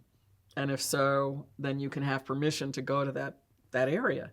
But he couldn't grant it from there. It had to be, they had to go check it out. And I don't even know what happened, but somehow Carl got wind of this. And he was like, no, we're not going there. We're not doing it. And I was like, everything is planned. We've trained the people. They're on the ground. They're waiting for the vaccine. The security guy says it's okay. And he was like, no, we're not going to take that risk. And I was so upset. And I remember calling them on the radio and saying, okay, well, we're going to have to stop the NIDs there because we can't get in for this. And the people were they were like, well, we're all ready. And I was like, okay. And I went to Carl's Tugel, and he was in the shower. And I waited for him to come out of the shower. And somebody was there, and he said, I don't think you should ask him about this again. And I said, I have to ask him about this again. And he came out of the shower, and he was wrapped in a towel. And I said, Carl. And he was like, no. So I was like, okay. And so I left. But then he had come up because it was actually the time that we were doing the NIDs, and he went out somewhere. I think he went to somewhere in Baragazal. And he was on the ground, and he saw everyone coming to pick up the vaccine carriers, and he saw the guys with their maps saying, like this. The second round, we were able to go everywhere that we wanted to go. So it was really just, the thing was, every day you didn't know what the difficulty was going to be. There was a guy who scheduled the flights. His name was Howard. And he was the first person who told me that every game of free cell can be won. And he was famous for being a difficult person to work with. And he was the flight scheduler. And when he would call, he would sound so mad every time he got on the radio, and he would be like, Alpha Romeo, come to the flight office now. I knew I was going to be yelled at about something. And, but in time, we made our peace. And sometimes it was problems with him or with the way the flights were. And so I just learned that I had to go to him and say, okay, we need to go to these like 15 places. We need to figure out how to go and drop and what to do. And he would help me to make the flight plan rather than me bringing the flight plan to him and then reacting against it. And so figuring out some of those kinds of things really helped a lot. But I learned almost everything the hard way. So. Are there any other gaps or holes or links that come to mind in terms of problem solving? Well, I have to tell you about my Hercules. Yeah, there's a photo of your buffalo also. Of my buffalo. Well, we had different planes in South Sudan. We had big planes and small planes, but everything had to be brought in by plane. And this was also true in Somalia. The relief activities for Somalia were being run out of Nairobi also, and then out of Garissa up in the northern part of Kenya. And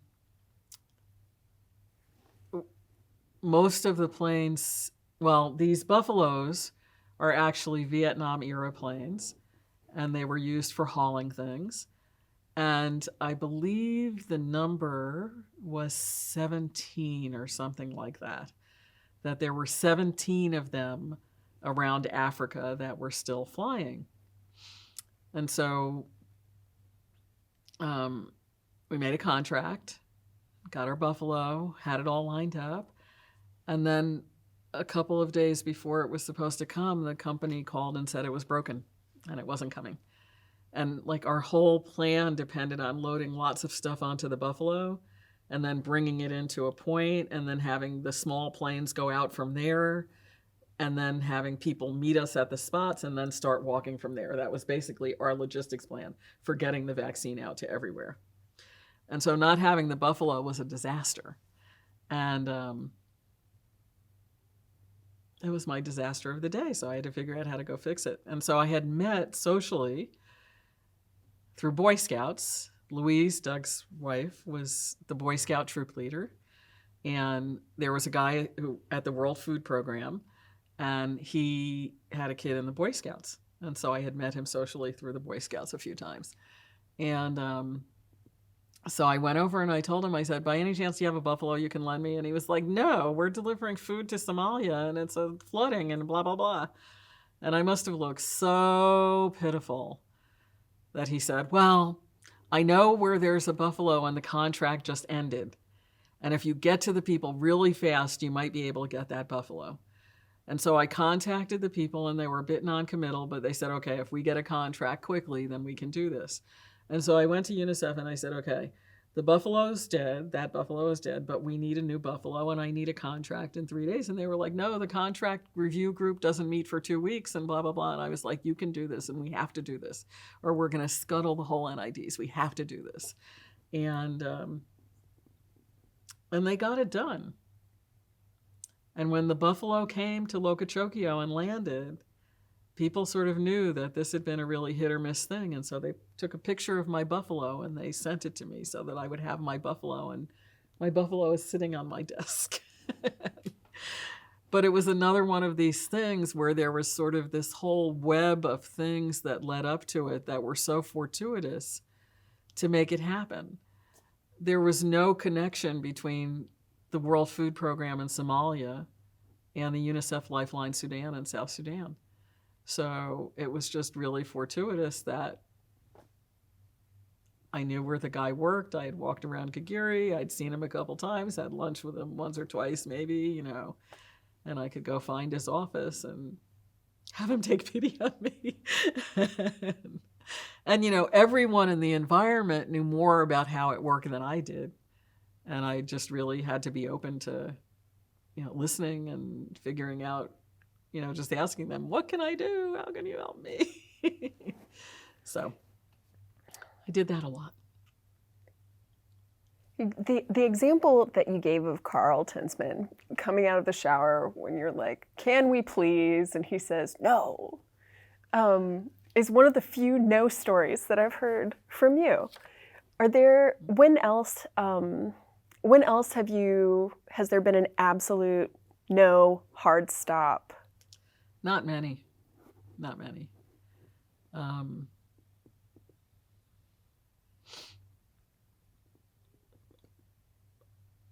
Because I'm just disgustingly, doggedly persistent. And I don't take no very well. I mean, it's like, I'll back off, but then I'll look for some other way to do something. And so there really weren't many. And, everyone brings their own thing to a huge activity like this. And I think that was probably one of the things that I brought, that people, there was a guy who did cold chain for UNICEF, Moses.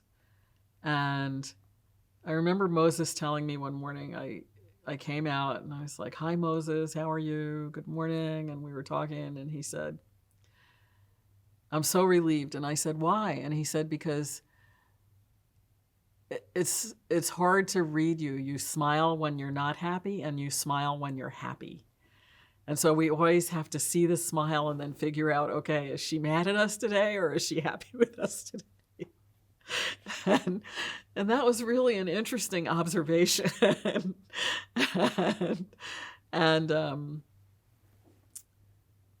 But I think for everybody, this was something on a scope that hadn't been done in South Sudan during the war. I mean, and this had nothing to do with me, and I don't know whether UNICEF people or other people were doing negotiations that I didn't know about. The John Garang people, I had mentioned it to, but they actually had a little ceasefire during the NIDs and promised that they would back off from the places till people got the NIDs done and then go back to whatever they were doing before. So there was a lot. It was a very complex environment. And I think I was just scratching the surface in a lot of ways. But I think people were really excited by the idea that they could do something to a scope that just hadn't been done in their immediate memory, looking at all of South Sudan as one versus just doing little bits of things here and there. And I think that really jazzed people up, and there was just an underlying feeling of, wow, it was history. It was really history. It was public health history. There's no question about it. And our whole team turned over after the first round. So Reza left. I mean, by that time he had been gone 4 times as long as he was supposed to. The last of the guys left, and I ended up with a whole new team for the second round, and that was hard. And a new guy had come in as the health officer at UNICEF, Tony Naleo, and he actually went in and took over the Reza role as the UNICEF person who was the lead on the NIDs. And so in terms of the burnout question, I meant to say that people really did. But I think one of the things that helped with the team is that they saw me there from the beginning and I wasn't leaving. And so they felt like, okay, this is a serious thing and someone is going to last until the end. And so I think just that, sort of really annoying personality trait that I have, that I don't let go of things, I think it helped in many ways in that particular situation. I think. I have a couple of follow-up questions, and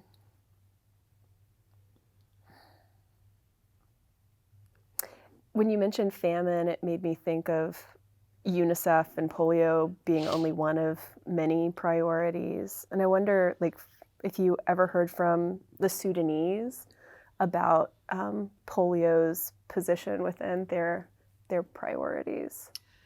Not in that sense, but I think for the Sudanese, it was also a benefit in the sense that they had identified the people to work on the NIDs. There were people on the ground all over the country. Even for them, they hadn't necessarily had that kind of penetration for a health thing and that kind of unified effort. One of the things that happened, so many things happened. One of the things that happened just before the first round,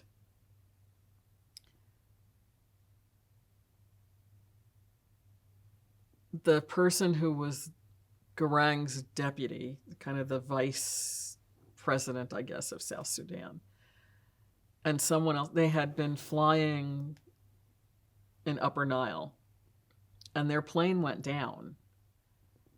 And, of course, everyone died.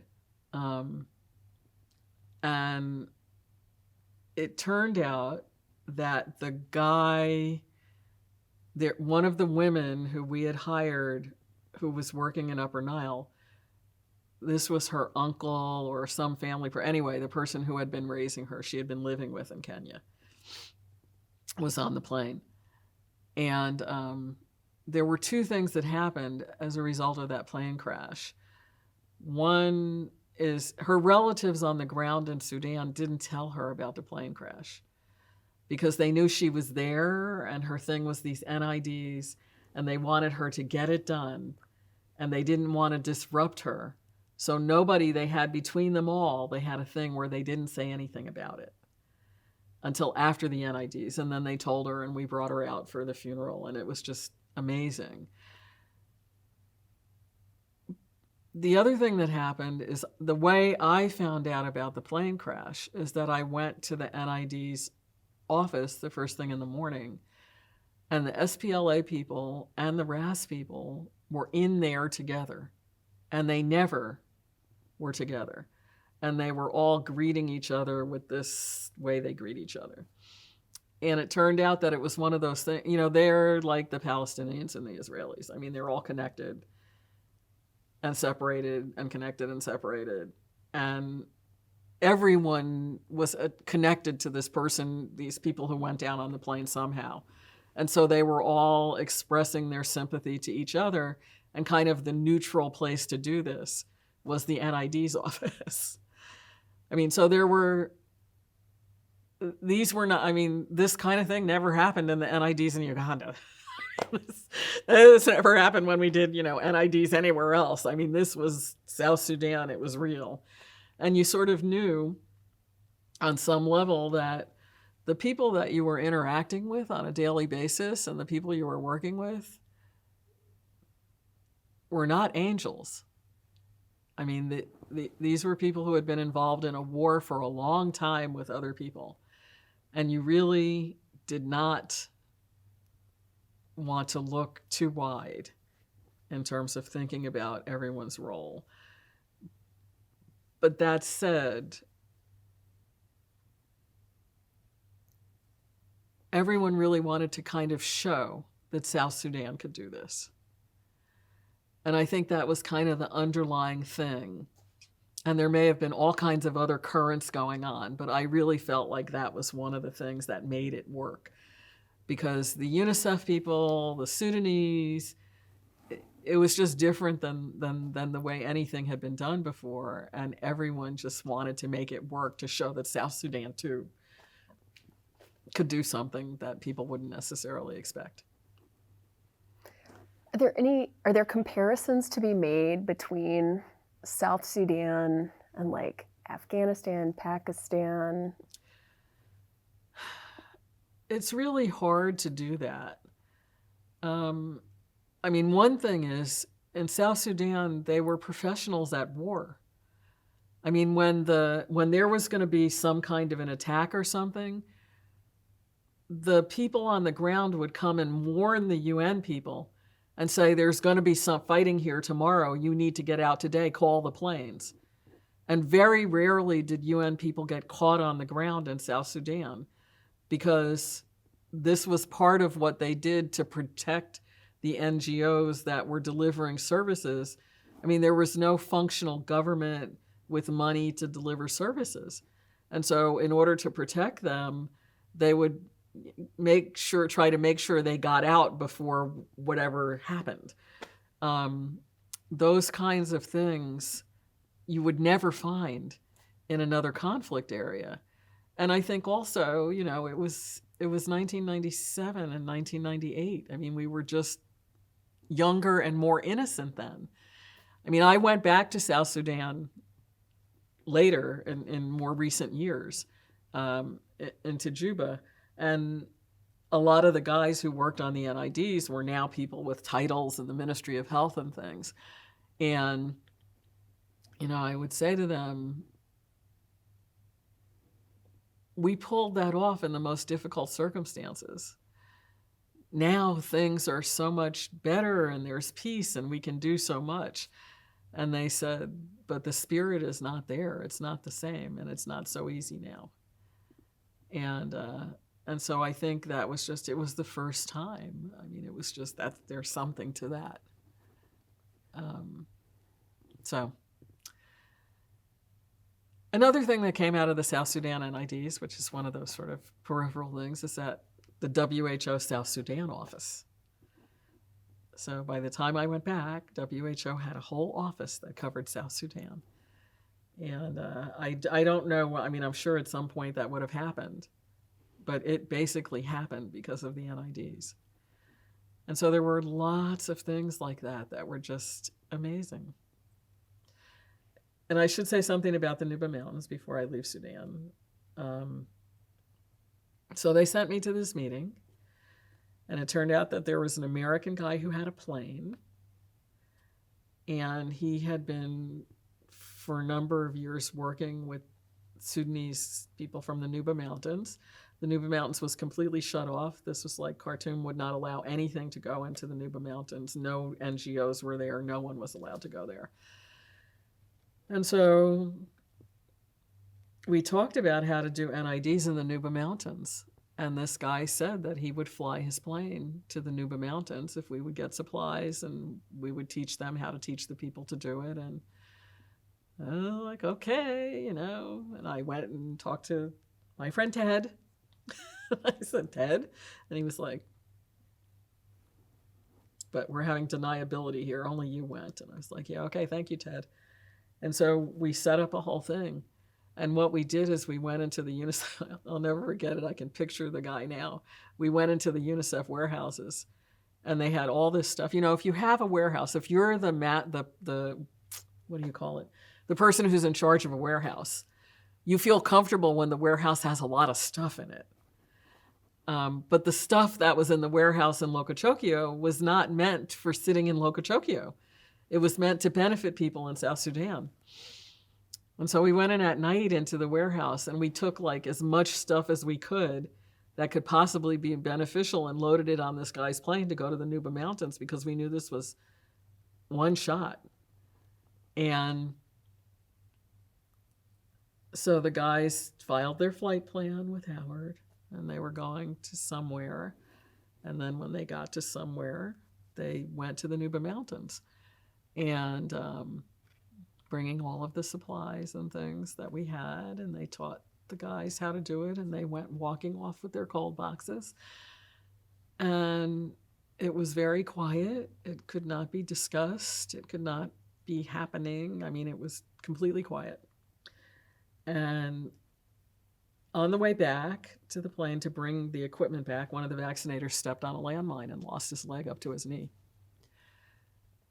And they knew if they left him there, he would die. And so they put him on the plane, and they brought him back to Kenya. And they took him to the Red Cross Hospital in Kenya. And this was probably worse than the vaccine going from Kenya into South Sudan. This was really something. But of course, I didn't fully understand all of those geopolitical things. And I did what we all do when we were in an interesting situation. And I called Bob. And I said, Bob, this is what happened. It was really, terrible. And I don't know what to do. And Bob, of course, had a much broader view of the world than I did. And he said, this guy, we have to get some money for the family of this guy. And he said, I have to think about this. And he called me back 2 days later and he said, okay, the Rotarians gave $1,500. So now I have to get it to you and you have to get it to the guy. I was like, I do. And he said, yeah, you have to get it to the guy. And so I went to the Red Cross Hospital to see this guy. And I was just really not prepared for, first of all, the Red Cross Hospital. But the Red Cross Hospital with the guy who had stepped on a landmine and had his leg blown off when he was doing polio eradication activities. And so I went in, and I had people with me, of course, and I had somebody to translate, etc. And I was really not looking forward to this. And so we came and we found the guy, and he had his pallet, and he was kind of lying there. And they said, oh, this is so-and-so from, and then they had to go through a long explanation to figure out what CDC was. And then he said I was polio. And the guy jumped up and he proceeded to demonstrate to me how he had carried the cold box and how he had vaccinated the kids and how he had gotten his job done before he stepped on the landmine. And I was just like, oh my gosh. But among other things, in addition to giving the money for the guy's family, that was the beginning of Polio Heroes Fund. And Bob said, this is not the last time this is going to happen.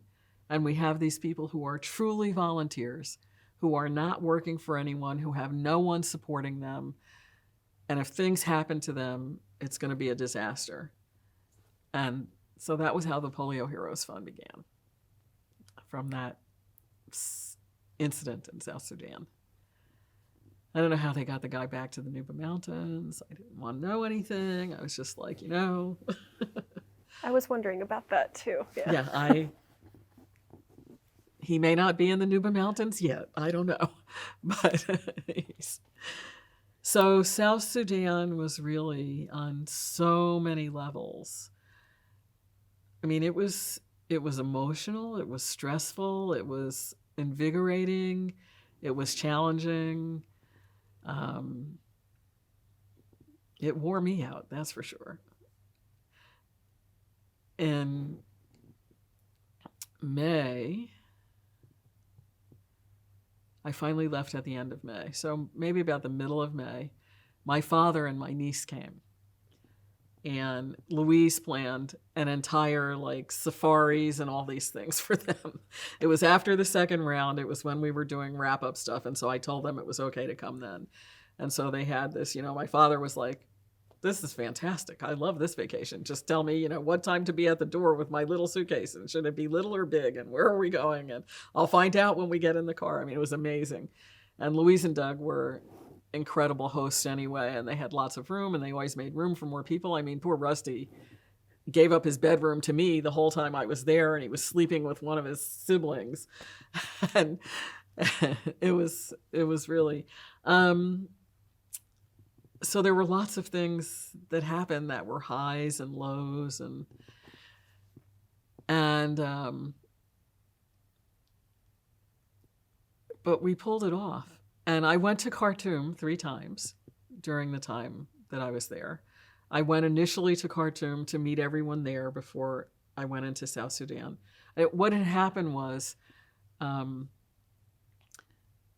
Dr. Hashim, who works here now, at that time, Dr. Hashim was the EPI manager for Sudan. They would say for Sudan.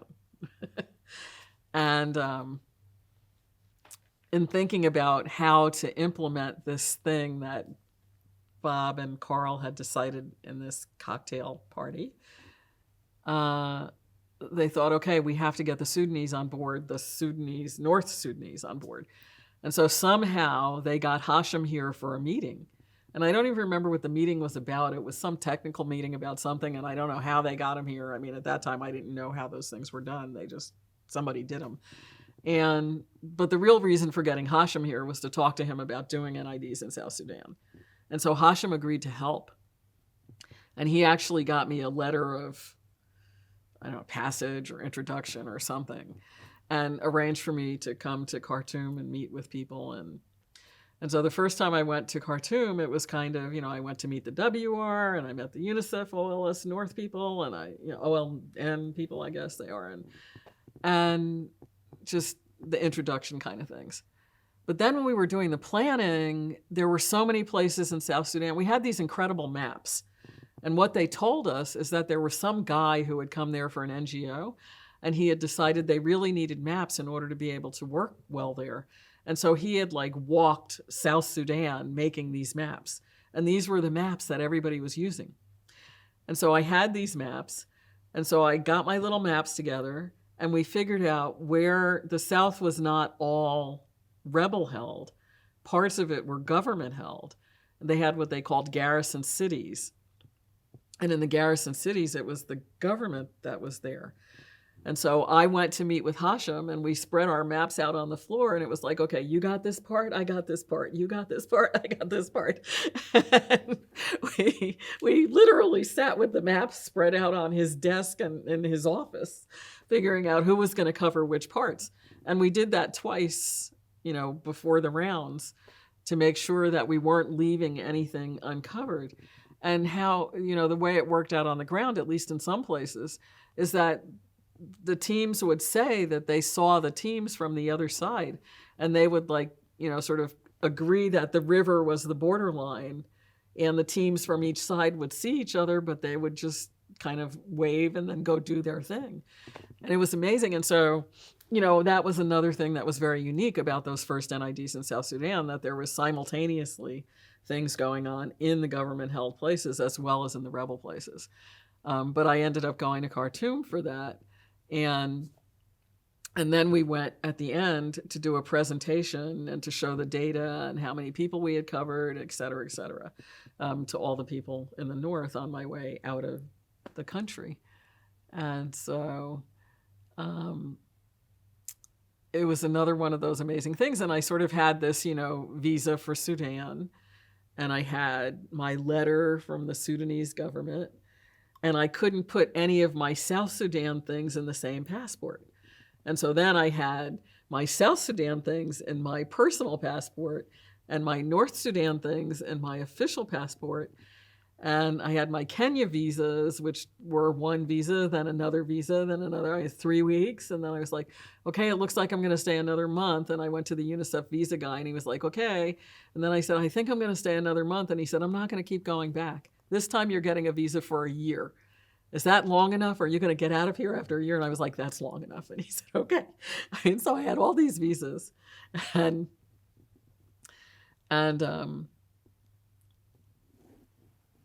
so that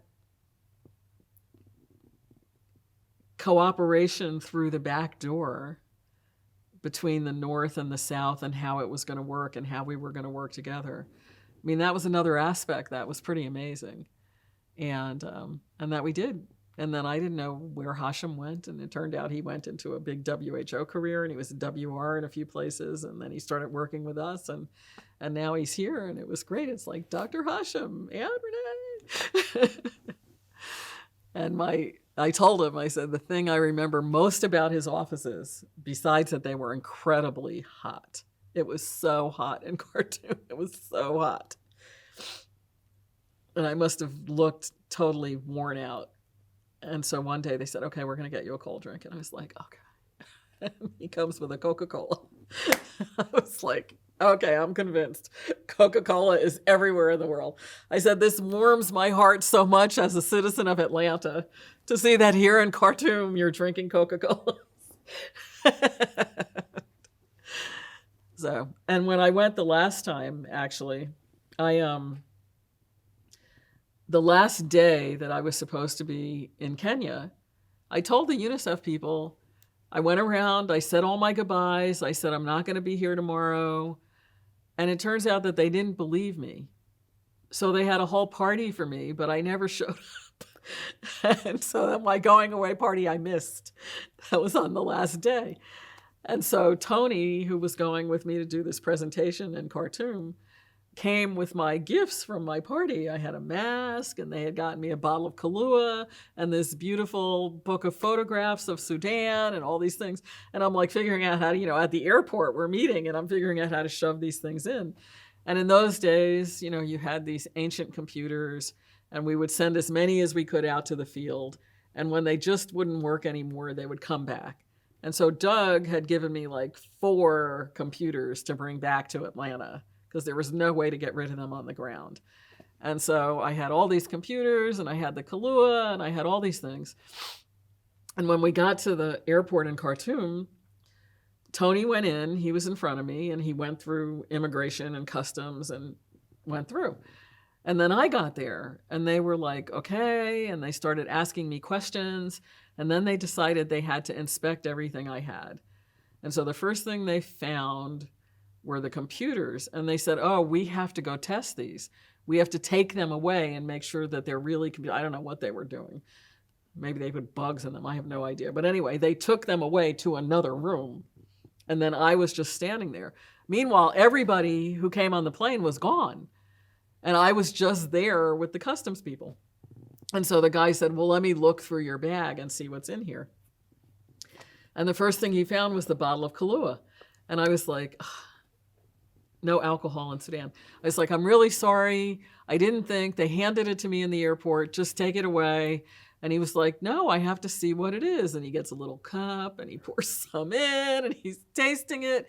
And he's like, oh, what is this? Is this alcohol? And I was like, okay, well, anyway, no more Kahlua for me. Whatever happens to it, happens to it. And then he keeps digging. And he finds a box of tampons. And he's like, what's this? And I said, your wife, every month she has... And he said, well, you use this, and you just kind of put it in there so that it doesn't go like this. And he said, can I take this to show my wife? I was like, yeah. Here, and I had the little, in the package still, the little thing demonstration of how you do it. I was like, here, take this, and then she'll be able to see how it works. So we're having this conversation, and then another guy comes and he says, okay, you are definitely Sudanese. I was like, what? And he said, you are definitely Sudanese. Your father's from Sudan, right? And I said, no. And he said, your grandfather's from Sudan, right? And I said, okay, I can only go back as far as my great-grandfather. He was from Germany.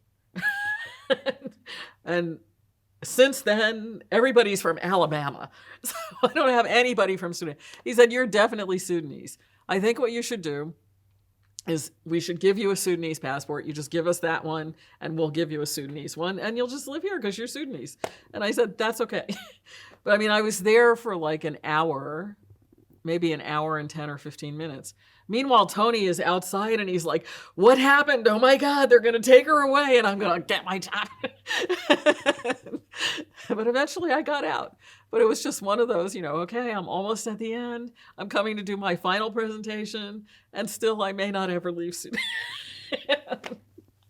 And so you had these things happen, but I think everything that had happened before just was like, okay, let's see how we're going to deal with this. Sudan. Where were you in 2000 when the first target date came along?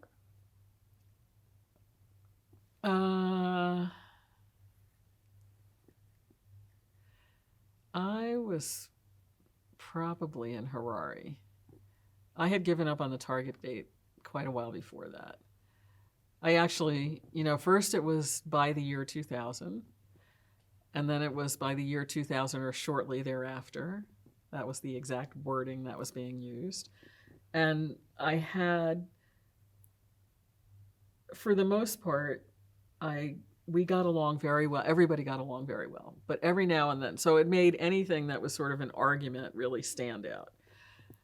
And I had 2 real disagreements with Steve Kachi during my career in GID. And one of them was about the year 2000.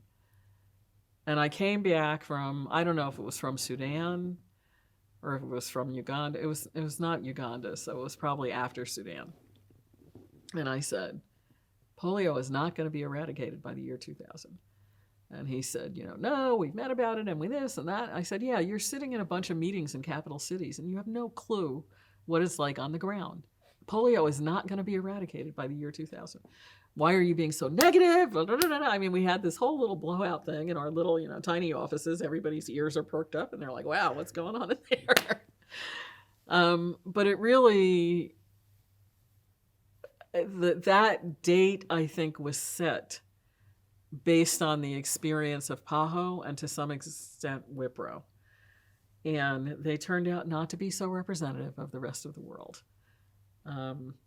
And there was some tension about whether the strategy should be to really try and get rid of polio everywhere else and then concentrate on Africa because we knew it was going to be the most difficult, or whether we should really try to do everywhere at the same time. And I remember having a number of quite heated conversations about that. What did you think?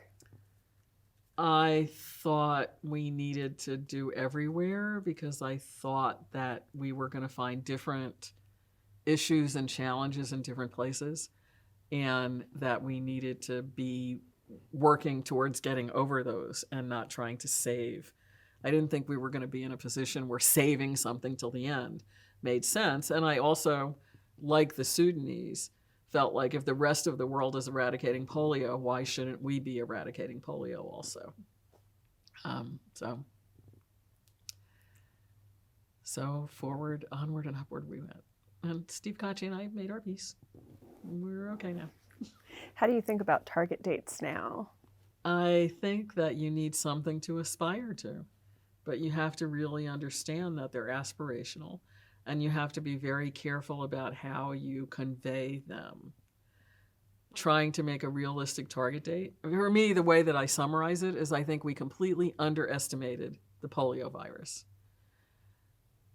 It turned out to want to live a lot more than we gave it credit for. And all these variations with vaccine-derived polio and this and that and this and that. I mean, that was not heard of when I started. I remember sitting at a table with the guys, and they were talking about this and saying, what are we going to do and what does this mean? The lab guys had found it, and they were talking about the implications and trying to figure out what to name it. And I'll never forget, Walt Dowdle said we should name it feral poliovirus. And everybody was kind of like, and he said, well, that's what it is. But instead, they decided on vaccine-derived poliovirus. But I always thought, I loved Walt's name. I was like, feral virus, I love that name. Anyway, in South Sudan. Okay, go ahead. Okay, we were just talking, well, Todd changed the video card about security and the history of security, awareness and issues in polio eradication. So I was wondering about security in Afro. Security has been an issue in polio eradication in every region, from what I know. And Afro is no different in that sense. Even in the Americas, there were places, the Colombia, there were security issues. And it's, for me, Somalia is the place that was the scariest. And the ways that they figured out to try and deal. I mean, in the end, you can either decide that we're going to have a black hole in that place and we're not going to do anything and hope for the best. What they did, for instance, in some parts of Pakistan, is they're always poised for people to come out, and they vaccinate when they come out. So they can't go into the security places, but they get people who are moving in and out. Or what they did in Somalia is they would find a neutral place to bring people from the clans that lived in a particular area that people couldn't go into.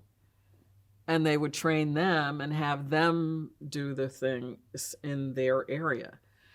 And those are primarily the ways that we did polio eradication in spite of security issues. It was really, I mean, you can't do it if you have these spots where you don't do anything. And I think some of the challenges that we have now have to do with those kinds of things. You know, northern Nigeria keeps blowing up one way or another and seeding other places around because you just can't get in there to do anything. And so I think that the security issues have been big. I've been in a few places. I mean, whenever you're out, whenever you're working in any of the countries, you have to have security clearance to go anywhere. And they have maps.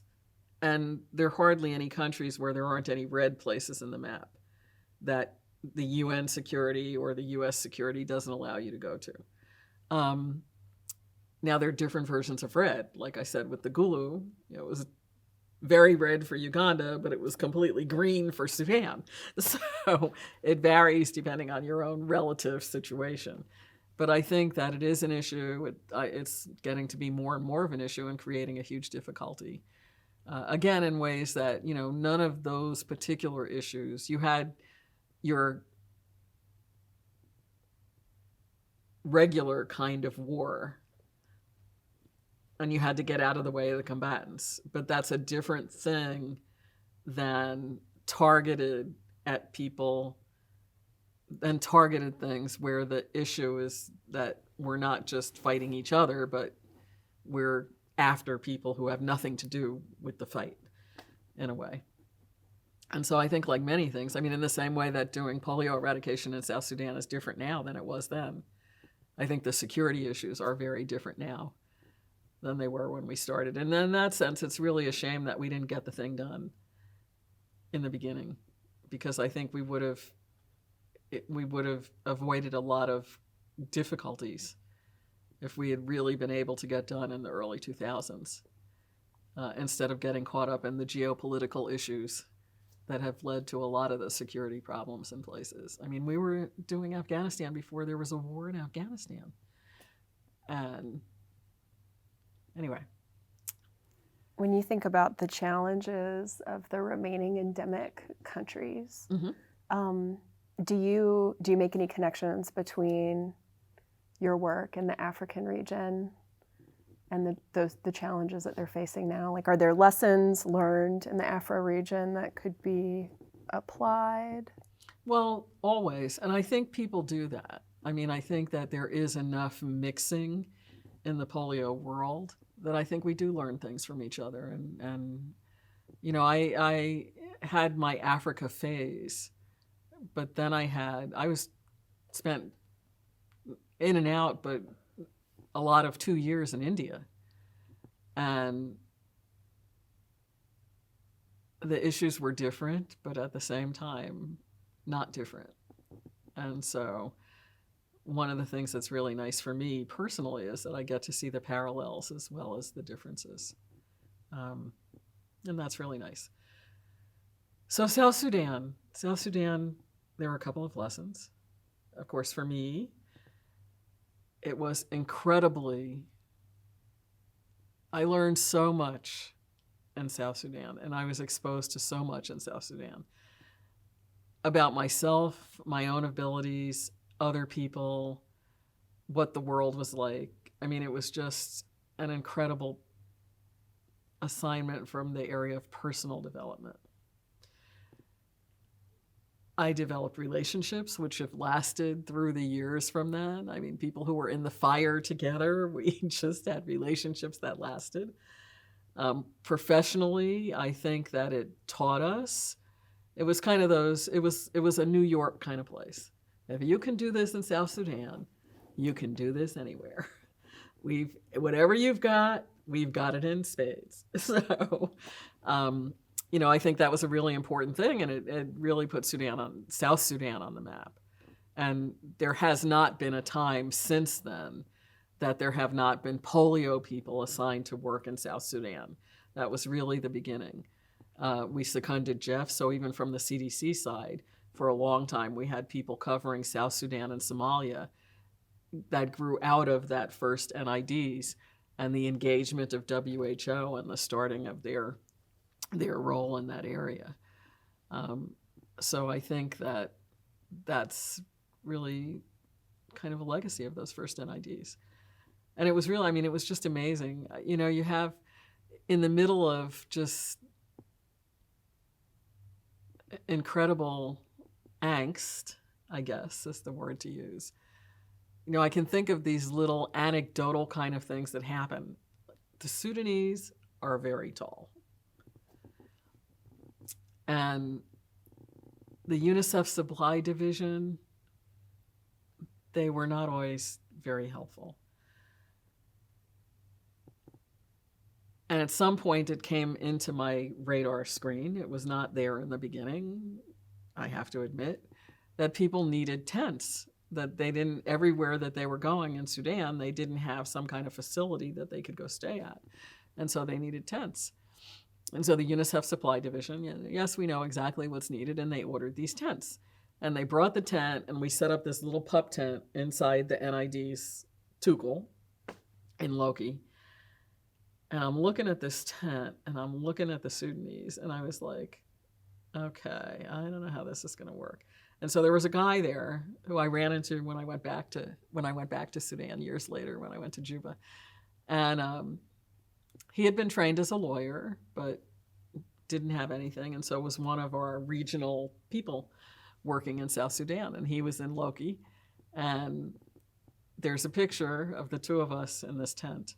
And I'm inside the tent, and his legs are sticking out of the tent because the tent was not anywhere near the size it needed to be to fit a Sudanese. But people seem to crawl up somehow inside their tents and work. And even on other levels, I mean, there was a woman from Kenya who was in not far from the Kenya border in the southern part of South Sudan.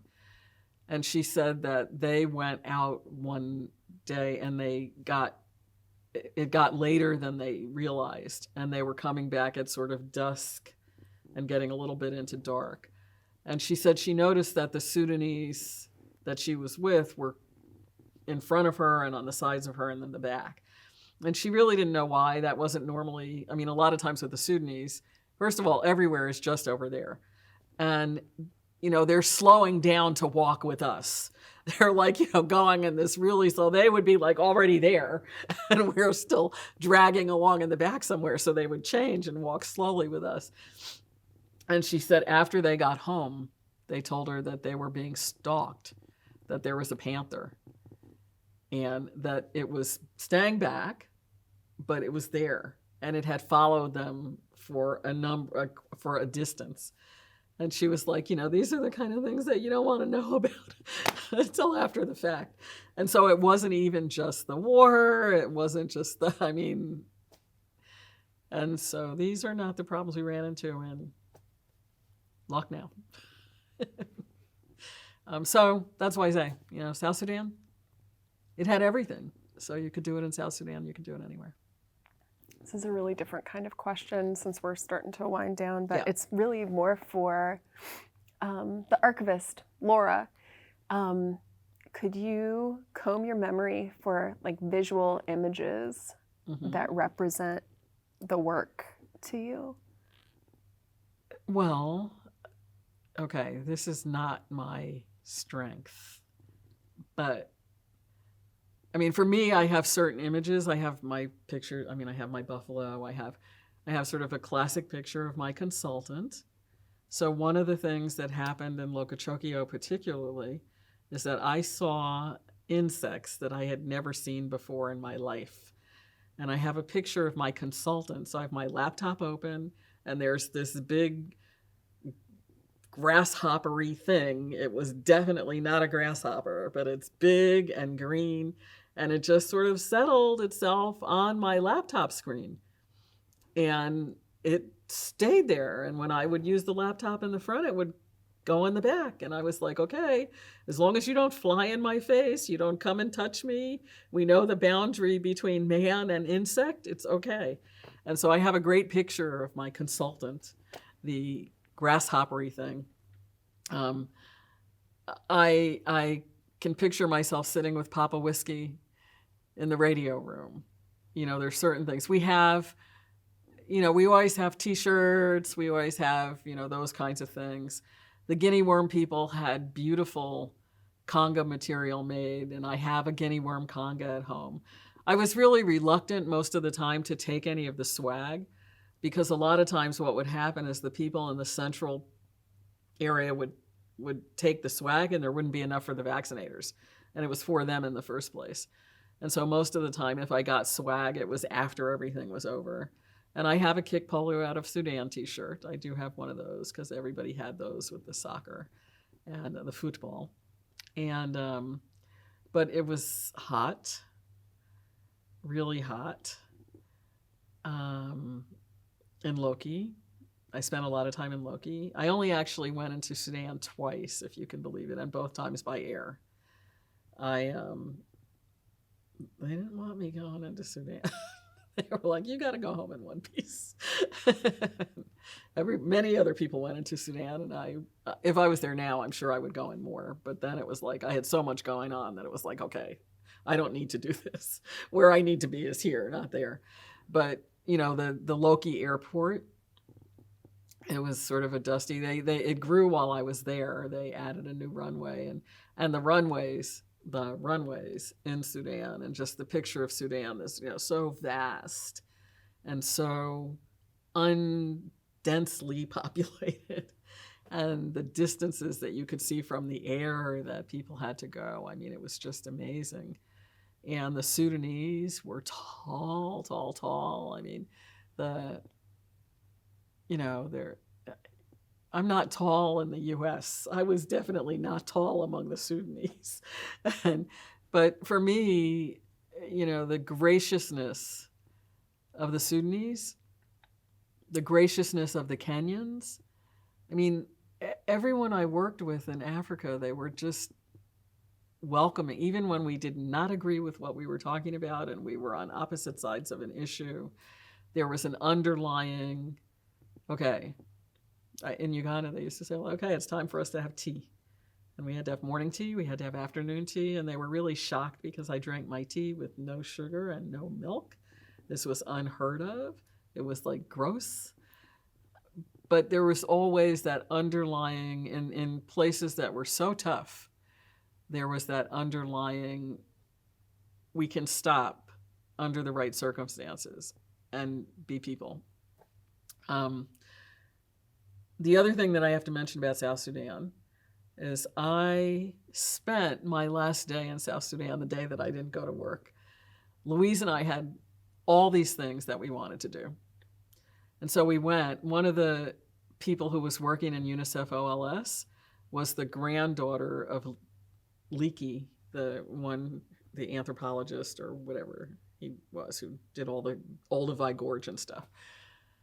And she had decided that she wanted to build a traditional house to live in on her parents' compound. So she had been building this mud house, and she'd been talking about it, and she said, go see it. And so Louise and I got in the car, and we went and found her mother and went to see her mud house. And there were street art. There was art that was done by street kids.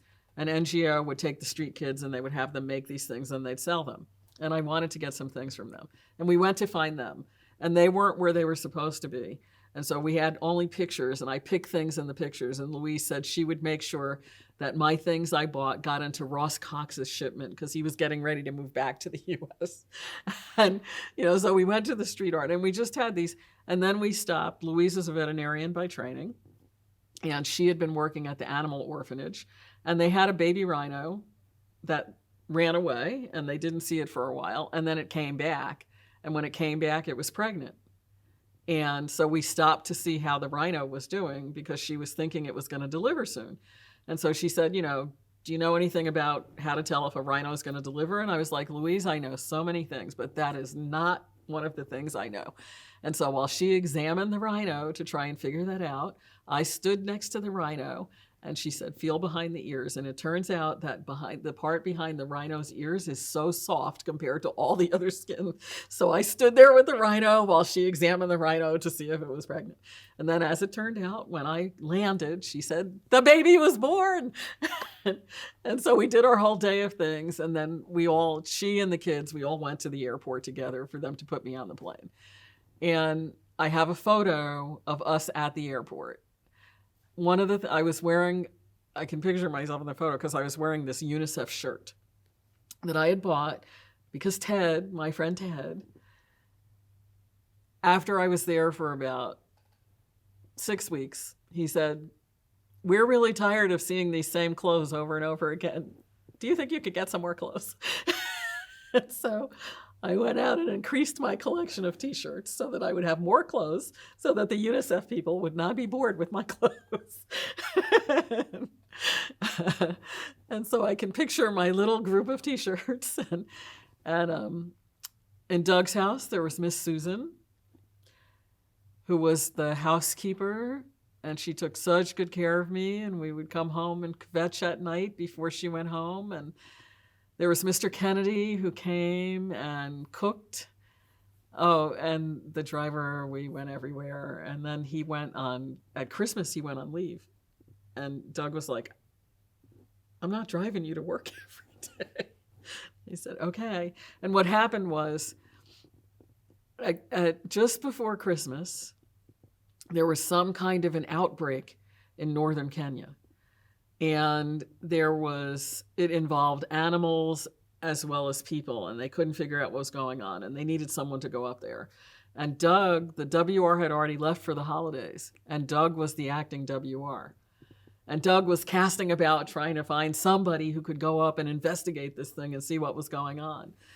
And Louise said, me, remember in my other life, I was a trained epidemiologist.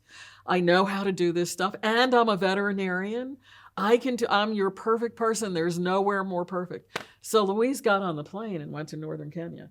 And she was supposed to be gone for a couple of days. And then it turned out that no, that was not going to be the case. And she stayed up there for 3.5 weeks over the Christmas holidays. And I'm at her house with her 3 little kids and her husband. And she's like calling. She can only get a phone at 8 o'clock every night. We can get a phone call. And she's like calling with the instructions. "Okay, look in this place. That's where these gifts are. Look in this place. These still need to be wrapped. Don't forget, Christmas Eve night, you have to put a bowl of sugar and put red food coloring to show where Rudolph's nose went." And I was like, I cannot believe this is happening. And then Doug said he was going up there to find out what was going on. And I was like, I didn't know if he went or not. He just said, "I'm thinking about going. I think I need to go up there and see what's happening." And then I called his office and they said he's not here. And I was like, it's going to be me and the kids for Christmas. And then I got home and he had gone home early to take a nap. I was so relieved. But it's sort of been so ingrained in the family.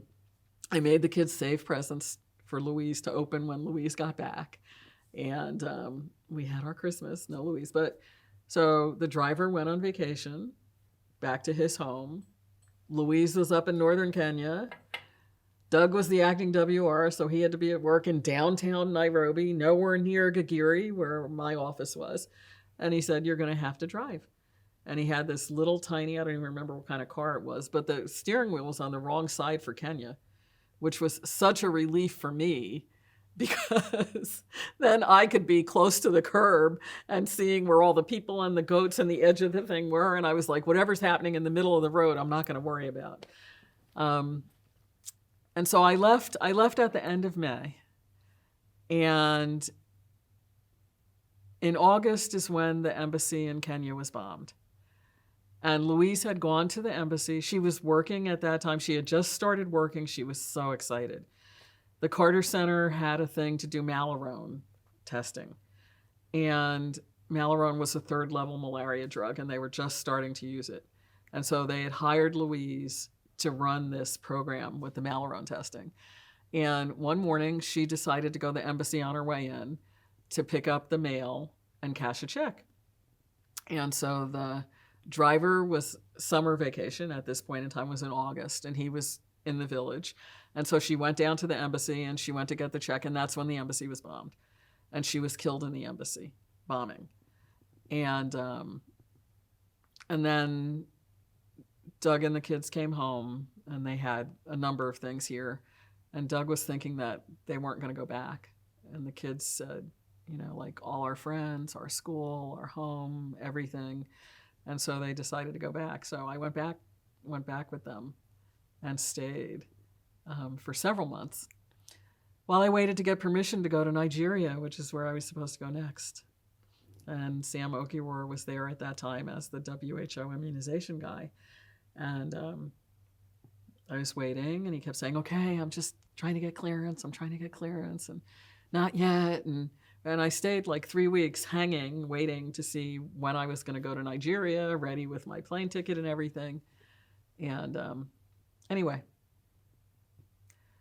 that was an incredibly painful, moving, unbelievable way to sort of end my South Sudan time with Louise's death. But I was very happy that I had been ingrained in the family in such a way that it actually made sense for me to go and help them to get back on their feet in Kenya. So, how did the death impact you, having spent so much time and become part of their family? It was... I was slow to react. And I remember when I really melted down,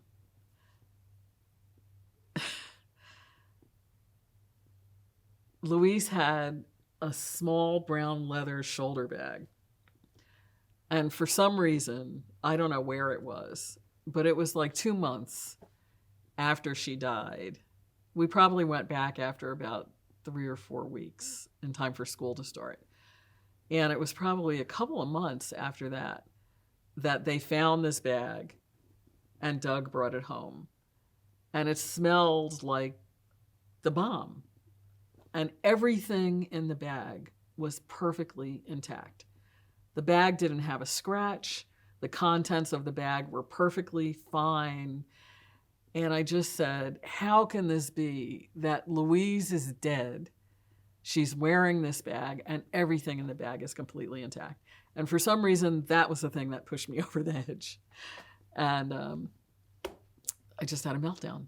But for the most part, I was trying to keep everyone else moving. And, this is probably a very sexist thing to say, but nonetheless, it's my observation. In households, there's like the secret life of the house, all the things that happen by magic. And so you come home and everything is in its place, and the clothes are washed and the food is there. And Louise was not working full time until the very end of the time she was in Kenya. And so she had made the secret life of the household work. And Doug had no idea how the secret life of the household worked. And so when we came back, they kind of turned to me and said, okay, we have to keep the household going. So I had all these things that I was doing, just trying to, and so between, keeping the kids up, and it was really hard to get Doug to go back to work and to get him to engage again. And I had all these things going on, so I didn't. And actually, some friends came. Elvin Hillier and his wife Nancy, who's another CDC guy. He was working on guinea worm in North Sudan, in Khartoum. And Elvin and Nancy were old friends of Doug and Louise, and they came to Nairobi. And Doug agreed for them to come to the house, and we had a dinner. And they were the first ones to say to me, like, "What are you doing to take care of yourself in the middle of all this?" And I said, "Nothing." And they said, "At some point, you're going to have to do something about that too." And eventually I did. But, I think it's like any situation where you lose someone, you have sort of all this activity that happens immediately afterwards, and it distracts you.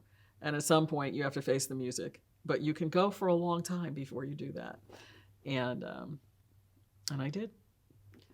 And there were things, it was very moving for me. I was in Kenya last year, and I didn't realize until I got there that was the 20th anniversary of the bombing. 1998, it was 2018. And there were a number of, I had never seen the memorial that they put at the embassy. And I went out and saw, and they actually had each person's name in a stone on the side of the building. And then they had kind of a monolith thing that also had the names inscribed on it. And, I touched Louise's, and it was very moving.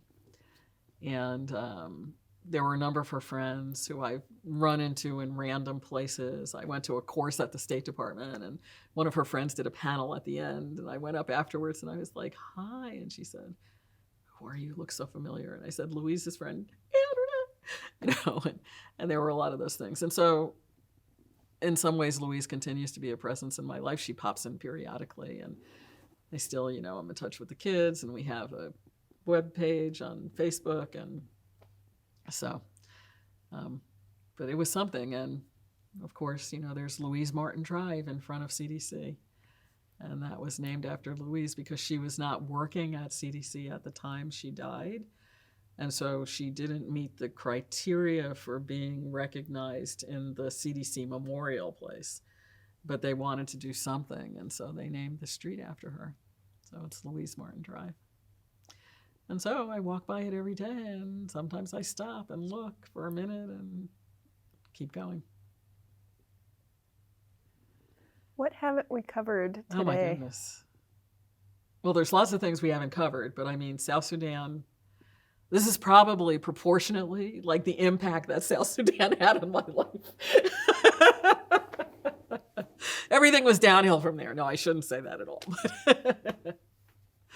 But it was really something. It was really something. When I came back, I did a presentation. I don't usually do that.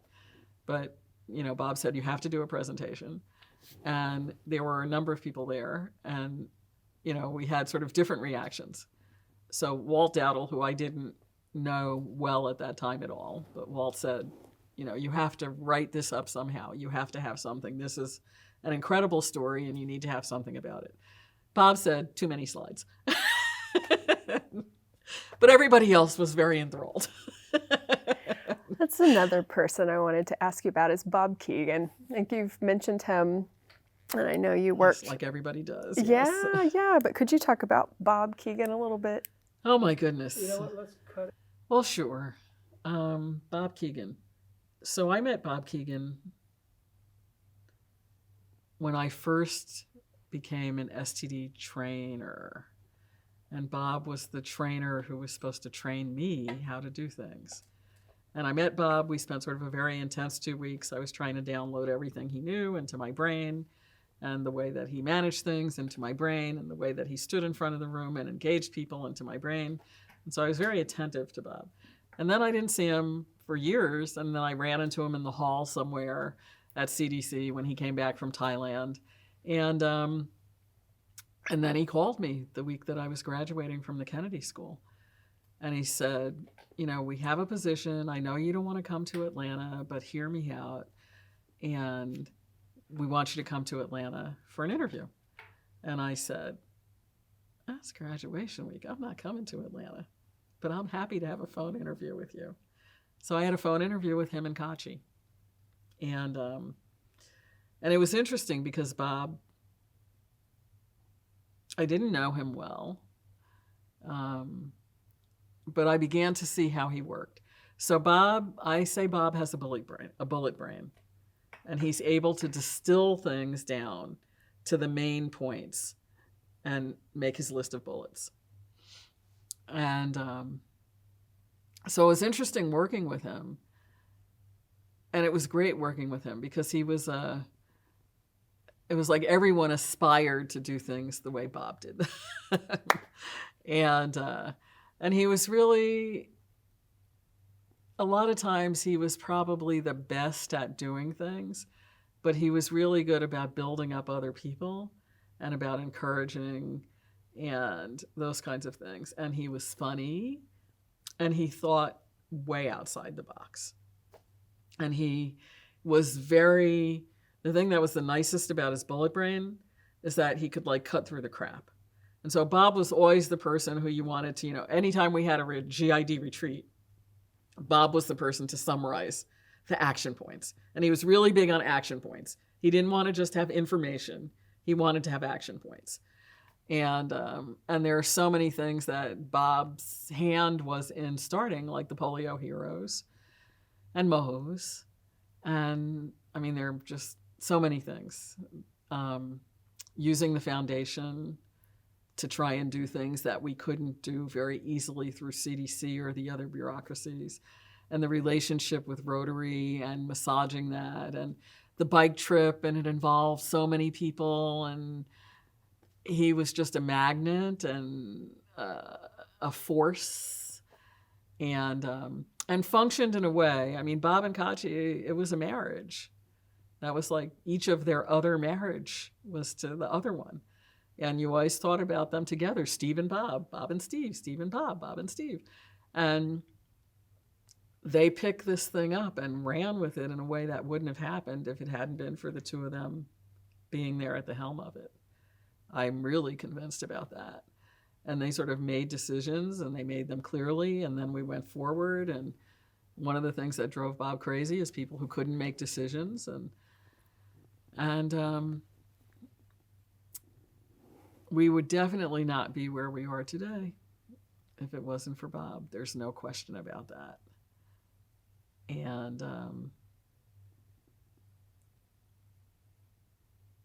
Mo's, I'm sure people have talked about, so I won't say a lot about Mo's except to say that it's our opportunity.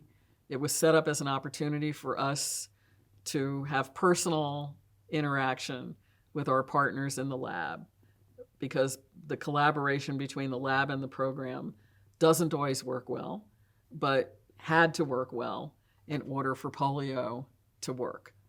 And Bob recognized that. He went to meet with the lab people, which was Mark and Olin, another couple. and they said everything was fine. And then finally they started talking, and they alternated. Bob said they alternated. As soon as Mark stopped talking, Olin would chime in. And as soon as Olin stopped talking, Mark would chime in. And they had 1 million complaints. And Bob was sinking into his chair and thinking, we're really in trouble here. And one time they both took a breath, and he said, do you guys drink beer? And they were like, we went to graduate school in Wisconsin. Of course we drink beer. Let's go get a beer. So they went and had a beer, and that was the beginning of Mo's. They worked everything out over beer, and then after that, Mo's has continued. Now for 25 plus years, we've been going to Mo's every Friday, just about. And Bob's absence was really felt at Mo's. Bob traveled a lot. I mean, so there were always times when he wasn't there. So it wasn't like Bob was so associated with Mo's that it wouldn't happen if he didn't come. But he was definitely a force at Mo's also. And there were certain food, and if we got some other food, Bob would be going like this skeptically. And one day after he died, we were sitting on the patio at Mo's, and Sylvia, who is another force to be reckoned with in polio and a Mo's regular, was explaining how she had lost her earring at work, and someone found it. And being Costa Rican, she was very into demonstrating the story physically, she couldn't just tell us about this. She had to have the earring in her hand and pull it out and show it to us. And then suddenly she let go of the earring, and it went down in the slats below the patio. And of course, because we're a bunch of anal personalities, we could not go home without finding that earring. So all of us are on the ground doing different things, trying to find the earring. I've got my chopsticks out of my hair. They're trying to see if they can find it and pull it. Little kids who we didn't even know came, and they're like, what are you looking for? And they started helping us. And Eric Mast had his iPhone light thing, and he was shining the light down. And all of a sudden he says, you got to come here and see this. And I was like, what?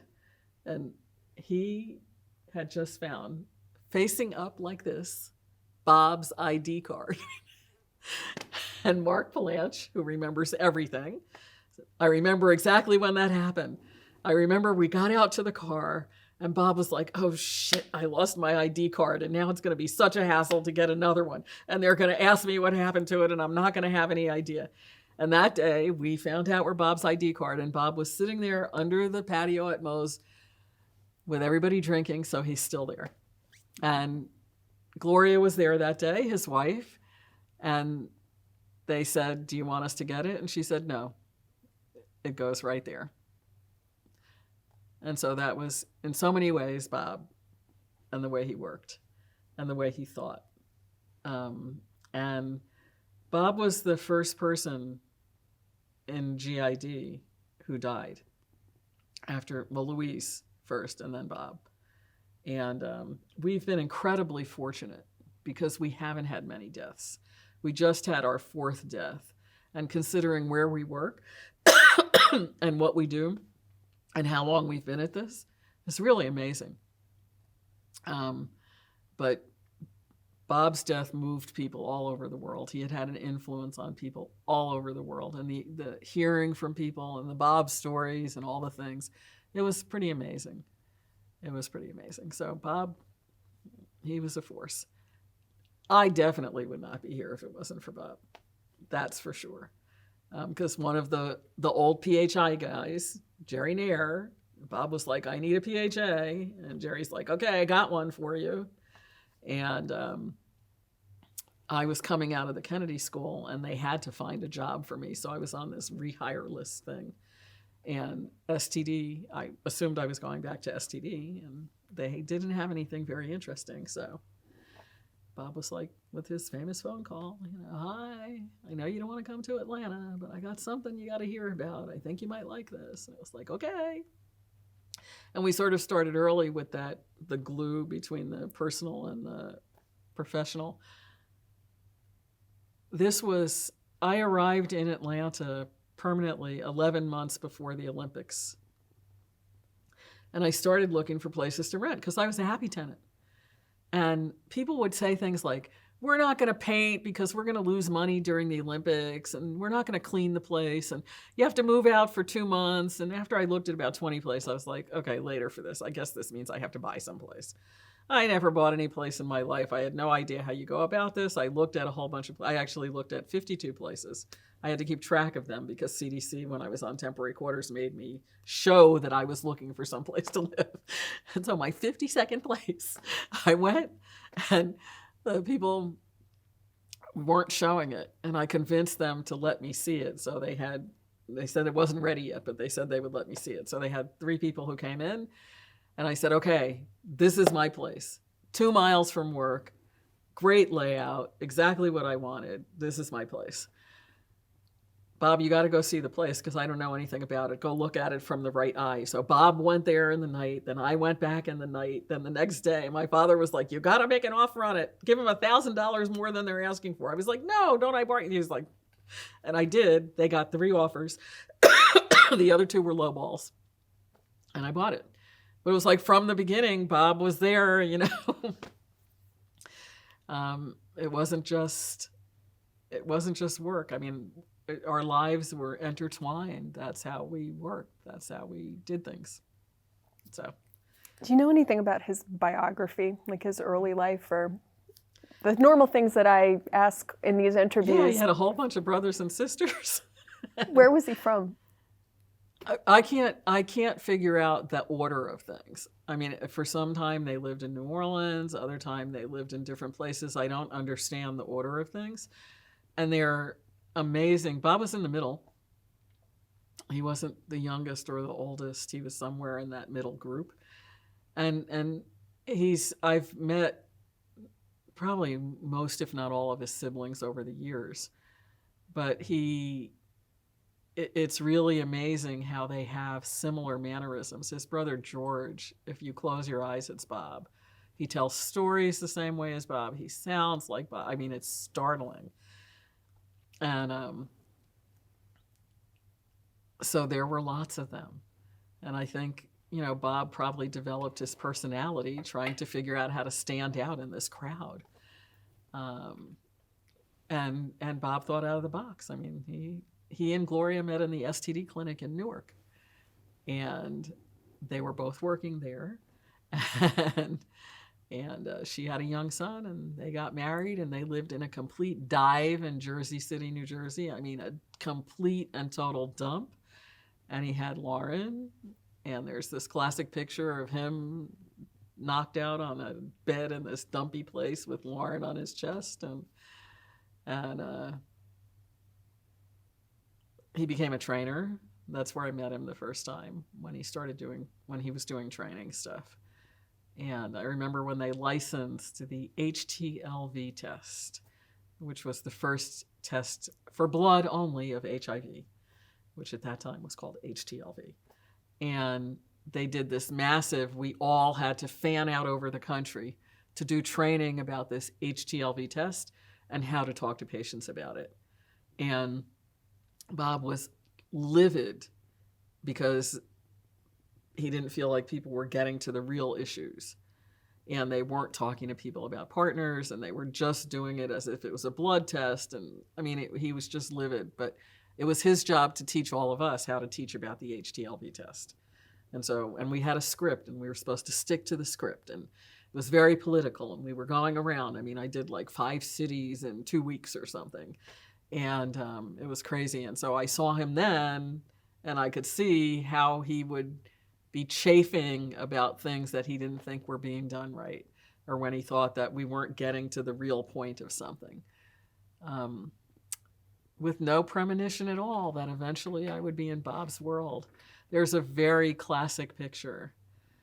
When he was training me as an STD trainer, we did it at Fulton County Health Department in one of these rooms that has an auditorium style thing with the seats, but on a very steep angle.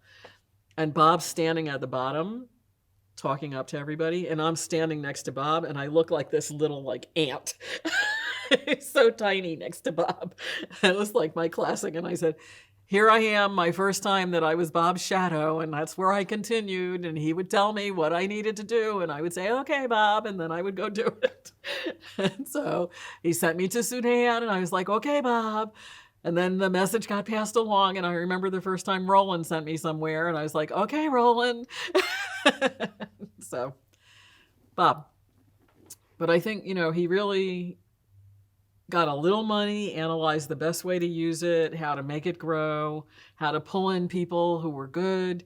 I mean, his mind was so broad, how to build 2 habitat houses. I mean, the Wadsonian Society was just a society of public health advisors that had, a pig roast and a banquet and met and drank beer, and that's what we did. And Bob said, he was so frustrated, and he was happy that everybody had a society and that we were trying to do something together. And he said, we can build a habitat house. We only need to raise $60,000. It was like, really? In the end, we built 2 habitat houses. That was the kind of thing that Bob could, first of all, think about, but then galvanize everybody to do it when people didn't feel like it was even possible. And that's what Bob was about. We need another interview with you. I'm just going to say that the pickup point will be January of 2005 with a short-term consultancy to Nigeria. Okay. My date could be wrong. It could be. But yeah, thank you so much. So much. Thank you. You guys, I mean, this is like torture for you. I can't speak for Todd, but I love this.